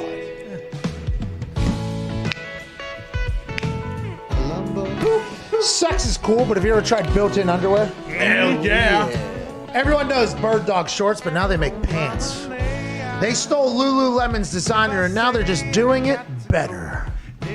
Bird Dogs are pants, but they have the underwear built in. They look exactly like khakis, chinos, but they feel like silky soft pajamas. There are work pants, golf pants, sleep pants, happy hour pants, all-terrain pants, you name it. The comfort is magical. The fit, unbelievable. The material is majestic, and the stretch, I love it. Right now, go to birddogs.com, enter promo code LONELY. Bird Dogs won't. They'll be with you everywhere you need to go. Doesn't matter what you're doing. Bird Dogs will go with you. Birddogs.com, promo code McAfee, and boom, free pair of nunchucks. With the most comfortable. This is a good song, man. Yeah. Oh, yeah. How are we allowed to play that song, AJ? I'm not sure. That song's a heater right there by Late Night Special Bit. Yeah, I was going to ask, who is it? Like, how do you get it? How is it? Whatever. You can't get the copyright. You get by it. They sent it in, I believe, right? And they sent us a bunch of merch to the office, too, and some CDs, and we all quickly made a quick recommendation of, hey, we don't know how your business is doing, whatever. Stop spending money on CDs. Cut that shit out. Yeah, stop sending us money on CDs. They really sent CDs? Oh, yeah. Yeah, they're here, which is very nice by them. I understand that's the old school way. Let's cut that cost, though, out. Yeah. Okay? The stickers, awesome. They give us stickers for the car or whatever, or for computer, awesome. We like those. CDs, though, big waste of money. Next time, send vinyls. Yeah. Records, I think, better than a CD. If you're going to spend money, get the records as opposed to CDs. We don't know much, though. We are a dumb group of people. Think about it. AJ, do you want to do our new segment that Connor's the host of? I cannot wait. Run it. Welcome to Questions from Other Sports Shows. That's right. We have an open for it and everything. Connor has been searching around other sports shows for the, sports shows questions since we're a sports show that we should answer. So, Connor, we appreciate this segment. Before we even get started, I appreciate what you've done here. Hey, anytime, Pat. The first question actually comes from 3 shows. They all had the same one. Are you buying or selling the Seahawks in 2020? Which is from Good Morning Football, Get Up, and First Take. Well, great question. Are you buying or selling the Seahawks in 2020? And earlier in the season, whenever they were on a run and Russell Wilson was playing MVP, and the narrative was Russell Wilson never got an MVP vote, you buy that because it was getting hot and hot and hot. And now that they played bad and Russell Wilson has 10 turnovers in the last 3 games or whatever, and it looks like they're falling apart and their defense can't stop anything, people would say you should sell them. I disagree. Whoa. Basic finance says you buy low, sell high. If you were going to sell, you should have done it earlier whenever they were getting hot before he had 10 turnovers in the last 3 games. You can't sell the Seahawks now because they're crashing down into the sea right in front of our eyes. Now, if they do what everybody expects and they kind of rise from the ocean and those Hawks start all the way back, once they get to a place that they have not been yet this season, then you sell them sons of bitches. That's how you make a profit. But now you can't bail on them because they're losing, and I don't think that's how this particular question is supposed to be answered, but that's the real answer, and I wish those 3 shows would have said that. What do you think, AJ? Well, I have another question. Buying or selling, what does that mean? To buy the Seahawks, does that mean that they're going to win the Super Bowl? Is that what I'm saying? I mean, listen. Are you buying or selling, AJ? It's a simple question. You can't respond to a question with a question. I absolutely can. I just did. I'm going to have more follow-ups too, Connor. I just don't know what buying or selling means. I need to know what I'm committing to. Well, I took it in a financial standpoint, and it might have been the wrong way, but it does feel as if 3 other shows and me answered it without even asking a follow-up. So I think you actually win this particular question. Hey, wow. Yeah, you kind of flustered the host, Connor, but I think that's good. I think with a lot of these questions, by the way, there's going to be a lot of questions that potentially come alongside them. Let's get to the next one, Connor. Thanks for your research, by the way. It's been great work. Brutal job, AJ. Number 2 comes from Get Up. Are we taking the Chiefs or are we taking the Fields to win the AFC this year? Oh, that's a great question. That's a great question. Now, if you think about this from a number standpoint, the Chiefs are what? 1 team, okay? And then the other options here is 15 teams. But about 8 of them stink. So you got about 7 teams that could potentially go. So you taking the Chiefs or maybe the 7 teams, but of the 7 teams, how many can really go? So are you taking the Chiefs or are you taking probably the 2 or 3 other potential teams? Yeah. So it's not really as big as the field. It's are you taking the Chiefs or maybe the Steelers or potentially the Colts? Potentially the Colts. Potentially, I mean, if they figure it out, maybe. Bills? The Buffalo Bills. Wow. I was going to say the Patriots. Yeah! It's his segment. He already had 2. Ravens. Ravens. Good. I would go with the field just strictly because it's a larger number than the Chiefs, but it does feel as if the Chiefs, like Ryan Clark said, will be able to win whenever they have to. Well, the fact that you're going with the field is what worries me because you laid out your first minute of your argument was saying why you should pick the Chiefs because it's not the field. It might be a handful of teams that could knock the Chiefs off. So I'm absolutely taking the Chiefs here, not only because I believe in it. You're wrong!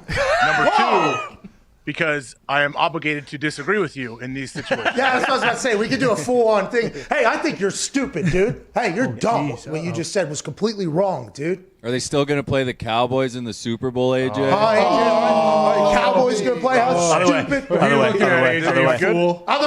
way. I can't. My cord's off. That makes you even dumber in this particular standpoint. You got me? Okay. Yeah. Yeah. Just stupid talking to my wall. But what I'm saying is, what? It really is the dumbest thing. And also, first off, my Cowboys take, Gump.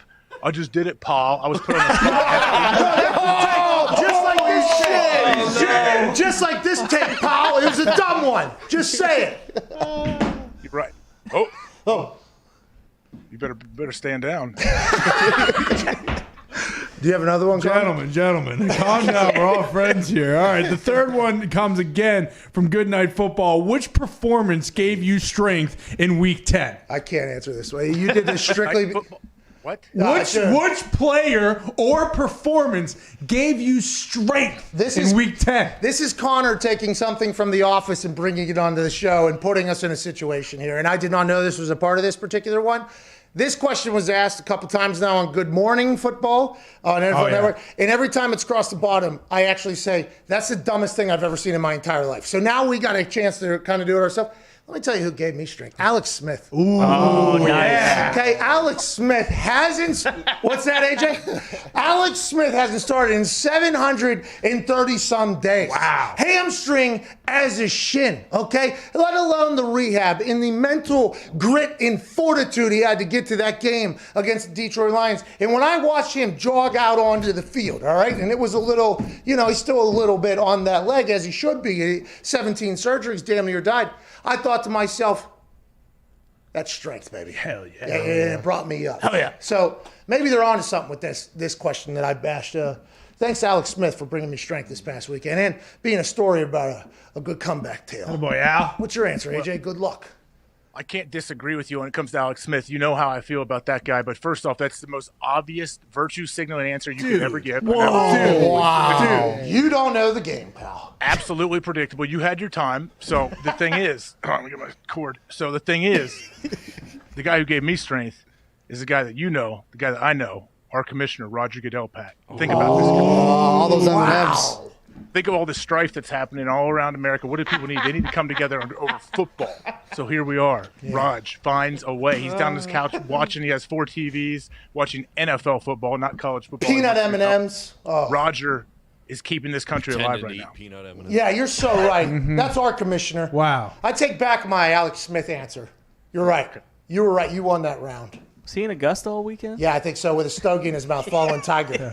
I wonder if he was there when he shot a goddamn 10 on that one hole. Probably. Maybe he should have left. Maybe it was the cigar smoke getting in Tiger's eyes. Might have been. Not our commissioner. No.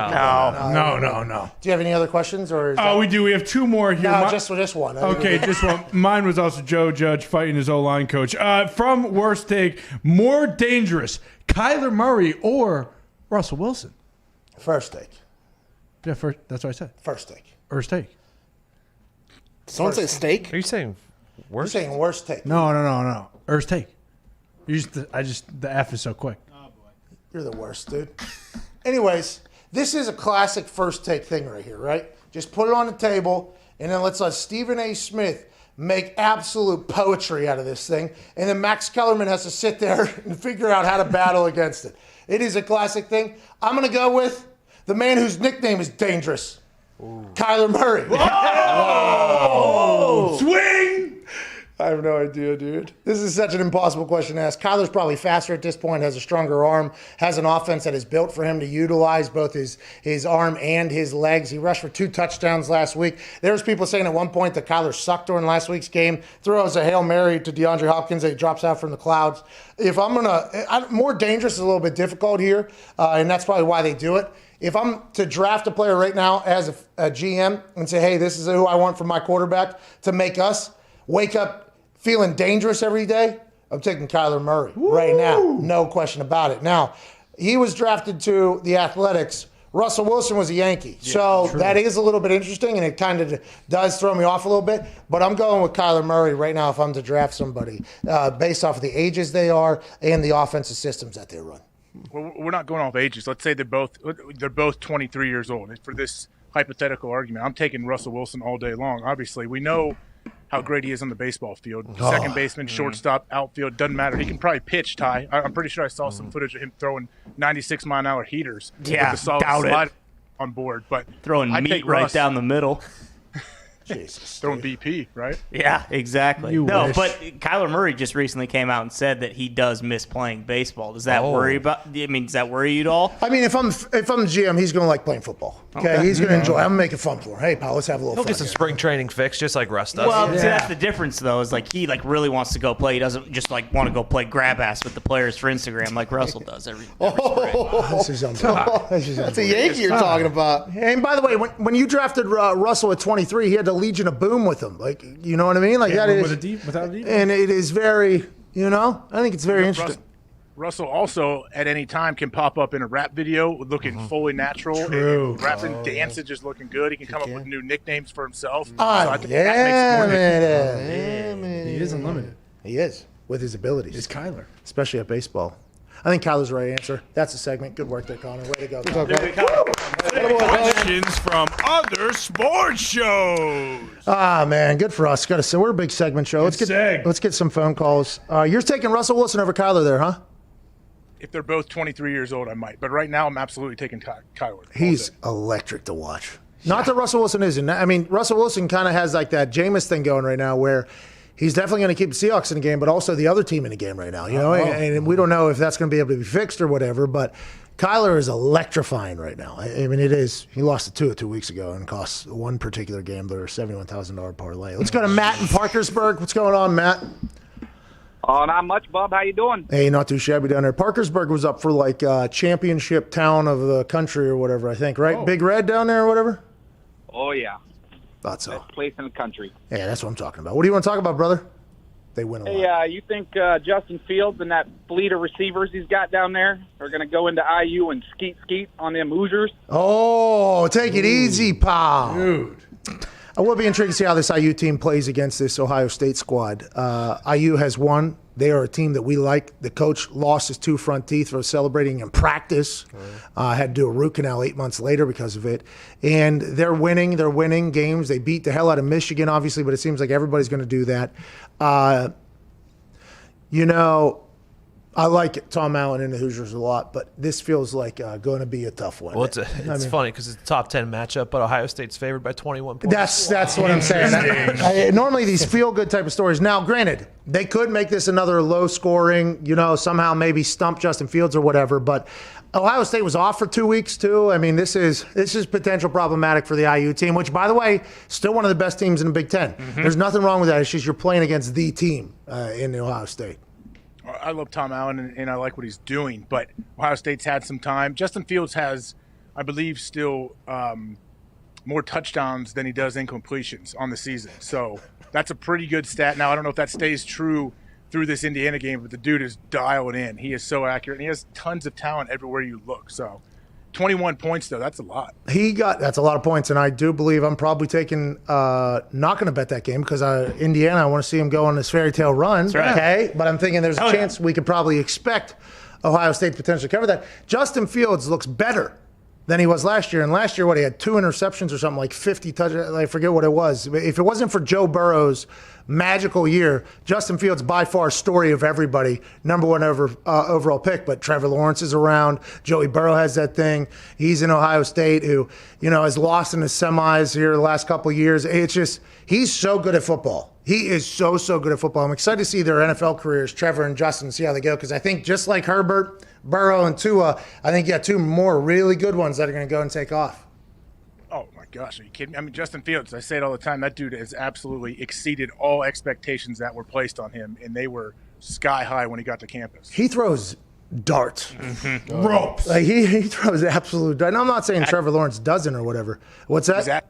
He's accurate, which is, I think, if I'm looking for a quarterback, if that dude is accurate, we can figure things out. If he's not accurate, but he has a monster arm or he does whatever, he has all the tools, it's going to be tough. But if the dude is accurate, you can build an offense around him. And you can tell he's committed. He lost like 20 pounds. On granted, I don't love like the plant power thing, and maybe it'll work out for him. I don't know. A lot of guys have done it in the past, and then they inevitably get back into eating. I'm not knocking it all. I'm just saying I think it's a big commitment. It's a very big commitment. So you can tell that he's a committed guy, right? He seems to know everything that's going to happen on the field.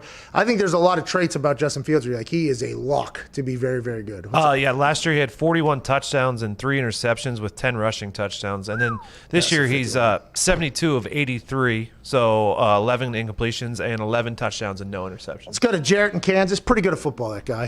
Pretty good. IU, I like IU, though. Hey, I like IU. IU's quarterback also very good, by Yeah. But, I mean, 87% is his completion percentage. Yeah, but Ohio State also has like 14, 15 deep at every position. Mm-hmm. You know what I mean? So it's like, it's unbelievable. And they do it without cheating, obviously. Oh, yeah. Ain't that right, AJ? Yeah, that's absolutely right. Get to Jarrett in Kansas. What's going on, Jarrett? The boys, how's it going? Not too shabby here. About wrapping up hour 3 here of the Pat McAfee Show with AJ Hawk. What do you want to talk about, bub? I want to talk about Tyreek Hill having the most 40-yard touchdowns in NFL history, and I want to know, are you hammering the Chiefs this weekend? Yeah. Because the Raiders thing, because of Andy Reid with the victory lap, I am hammering the Chiefs this weekend. Tyreek Hill, most explosive player to ever come onto a football field. I think I've been saying that for a long time. He's so fast. so fast, and it seems like he's so durable as well. It doesn't make as much sense. I think he had 1% body fat or something this past offseason, and he somehow manages to not get hurt and miss a lot of time, because normally if you're that explosive, your muscles potentially a little bit tighter, which could potentially be pulled or strained. He's had this durability alongside this freak athleticism, and Andy Reid's the right guy. He is unbelievable to watch. He was going to be my first pick in the only fantasy football thing I ever did, and somebody drafted him right in front of me, but it was kind of fucked up. But, I like the Chiefs this weekend a lot over the Raiders doing the victory lap around Arrowhead. I mean, how could you not like the Chiefs here, especially when they have that old bulletin board material that we hear so much about? But Tyreek Hill, not only is he so explosive, he's so sudden, his body control and balance is off the charts. He'll go up to catch a ball, get knocked in the air by two defenders, somehow find a way to land on his feet. He's like a cat almost, how he moves. And when he runs out of bounds, it's almost like he never gets tackled. There'll be three guys pushing him out of bounds, but then he'll skirt out the other side. It's wild to watch. It is very wild to watch. I was just noticing there while you were talking. Do you have a Twitter Fleets shirt on right now? Is that a Fleet shirt? Whoa. Yeah, I figured we, just trying to help represent the new Twitter, trying to roll this. Okay. AJ! Has AJ fleeted yet? Have you fleeted yet? Have you fleeted? I have not. I've checked out a few of yours. Dude. We've been fleeting like a mother fleeter around here. Hell yeah. It is. It's very easy to learn, by the way, because it's not that dynamic. No, not at all. Or different. We're different. It's much worse than the others that it is very similar to, but easier to understand. And by the way, you get on a fleet train now, as they roll in more things, you become an expert at this, you become an expert at that. Right. You can at people now. Every day. Yeah. Fleet every day. Yeah, you got to. We got about 10 seconds here for you to get in the poll, Zito. What is the final outcome of the poll on the best coaches in the NFL? Yeah, so Sean Payton last, 5.1%. Matt LaFleur, 10%. Andy Reid, 37.8%. And Mike Tomlin, 47.2%. Congrats to Mike Tomlin. Over 20,000 votes. Over 23,000 votes. Okay, Shout out to the big poll. AJ, anything to say here to the SiriusXM listeners who are about to leave in 10 seconds? No. Good luck, Mad Dog. You're going to do great. Chris Mad Dog Russo, Mad Dog Unleashed is next. His show will be much better than ours. We promise you that. This has been SiriusXM Channel 82, Mad Dog Sports Radio, Pat McAfee Show, Wednesday, November 18th. You got 6 minutes until a legend. Go take a shit. Nailed it. Wow. Thank you. Thank you so much. Thank you so much. Thank you. You have a good one. Thank you. Have a good one too, bub. All right. I got to hop on a plane. Good luck, man. Can't wait to see it.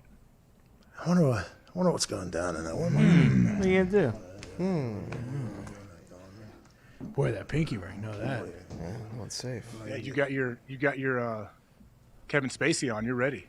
This guy. Every time this guy. What's he talking about? Got your Kevin Spacey on. With the... No. Come on. This is old Italian guy that I saw growing up that won a lot of gambling, Exactly. won a lot of bets. That's who it is. That's who I got on. Okay, Mr. Del Vecchio. Yeah, exactly. We Well, actually, I did know do a know a bunch Del of those, Vecchio. I actually do know a Del There you Vecchio. go. Yeah, Mr. Del I actually Vecchio. do. I also know a Del Greco, too, alongside Del Vecchio. They're pretty, all right. Yeah. Probably, by the way. Just would like it to be known. So what you said, not right, okay? What's up, Dick? AJ, we were talking earlier, since you have had a few NCAA games canceled that you were supposed to call for Stadium, Shams is hosting an NBA draft show for Stadium tonight. Are you contractually obligated to do that show then? Do something for them? Please.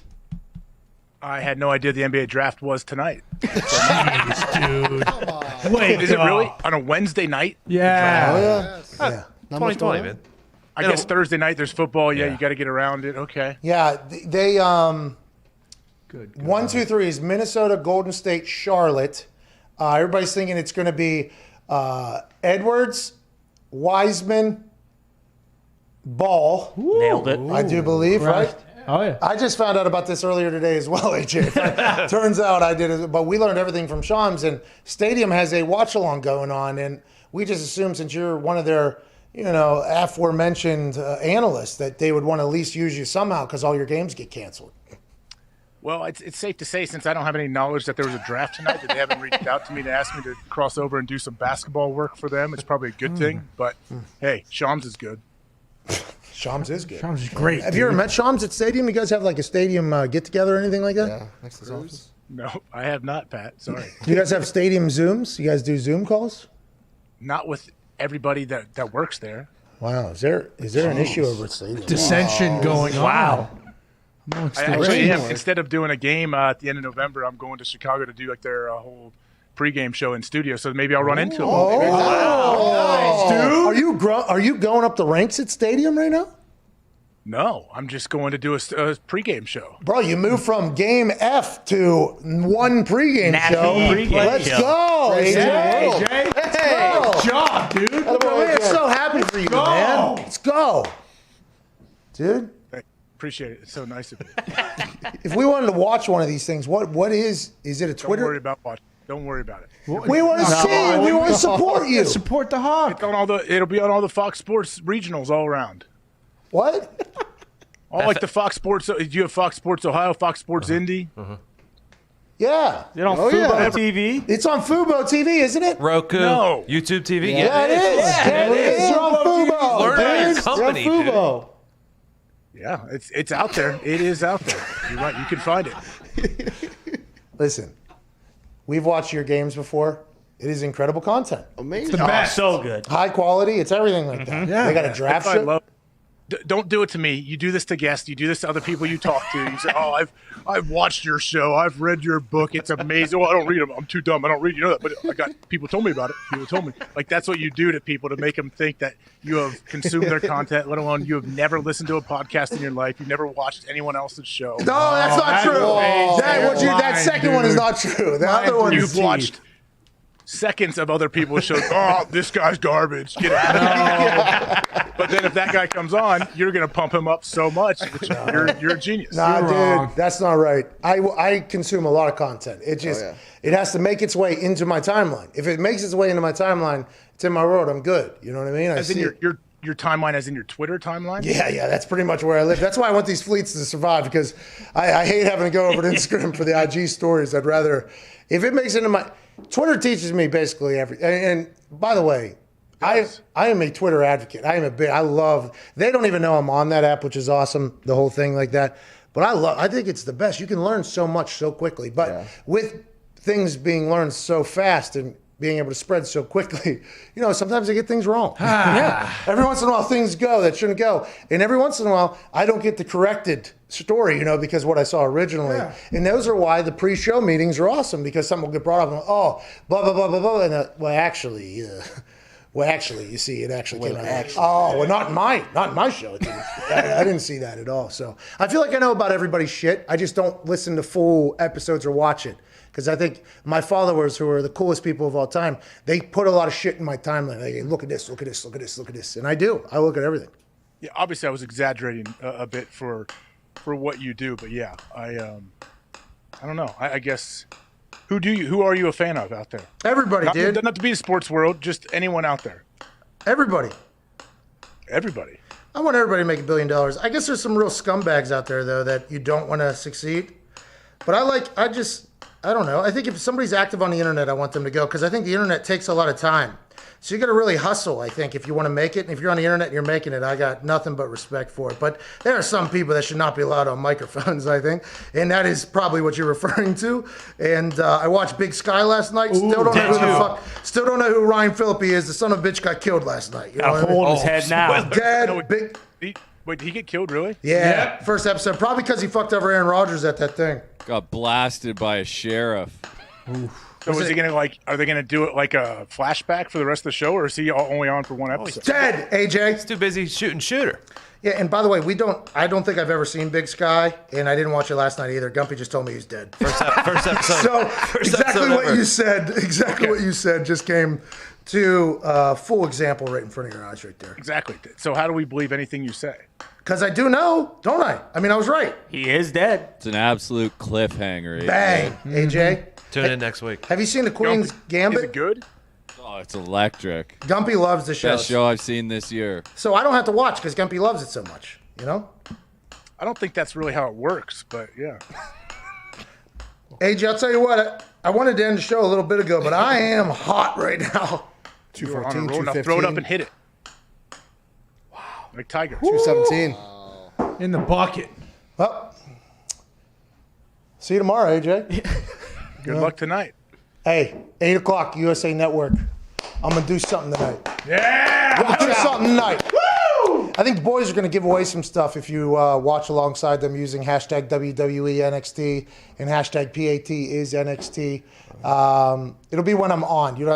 I don't think the boys will be tweeting when I'm not, but you guys will be pretty active on there. What are you guys giving away? You're giving away awesome stuff. Awesome stuff, as always. What do you want to tell you? They were calculating a big giveaway before we got on the air for those who watch alongside of us. Because we're at war right now with the internet wrestling community. That's right. The worst. So it's us versus them. So we need you to watch alongside. So you can beat them. Because it's nice to have a little bit of an army behind us. That's right. Let them know they suck. You know what I mean? Me, Pete, Oni, and Danny, we'll be out there doing it, but it's nice to know there's an army behind watching us with the boys. Hell yeah. Hell yeah. Hell yeah. Hell yeah. I might get in on that. What's the hashtag I need to use? Hey, by the way, I saw you tweeting a little bit more. Whoa. We've been seeing that. I mean, I've been super active actually lately. Yeah. Hey, they're getting good at it. Hashtag WWE NXT, hashtag PAT is NXT, obviously, because that's my name and the thing. Okay. Do I have to use both of them? Yeah. You probably should. Yeah, both of them. You gotta fleet it too, AJ. You gotta We need you to fleet while it's happening too. Fleet away. Nobody can share it like every other platform that has that thing happen, but you have to fleet, dude. You just Please do. can't get the stall yet. I'm not a pro. I'll win the Masters at some point. That's the show. See you tomorrow. See you tonight. USA Network. Cheers.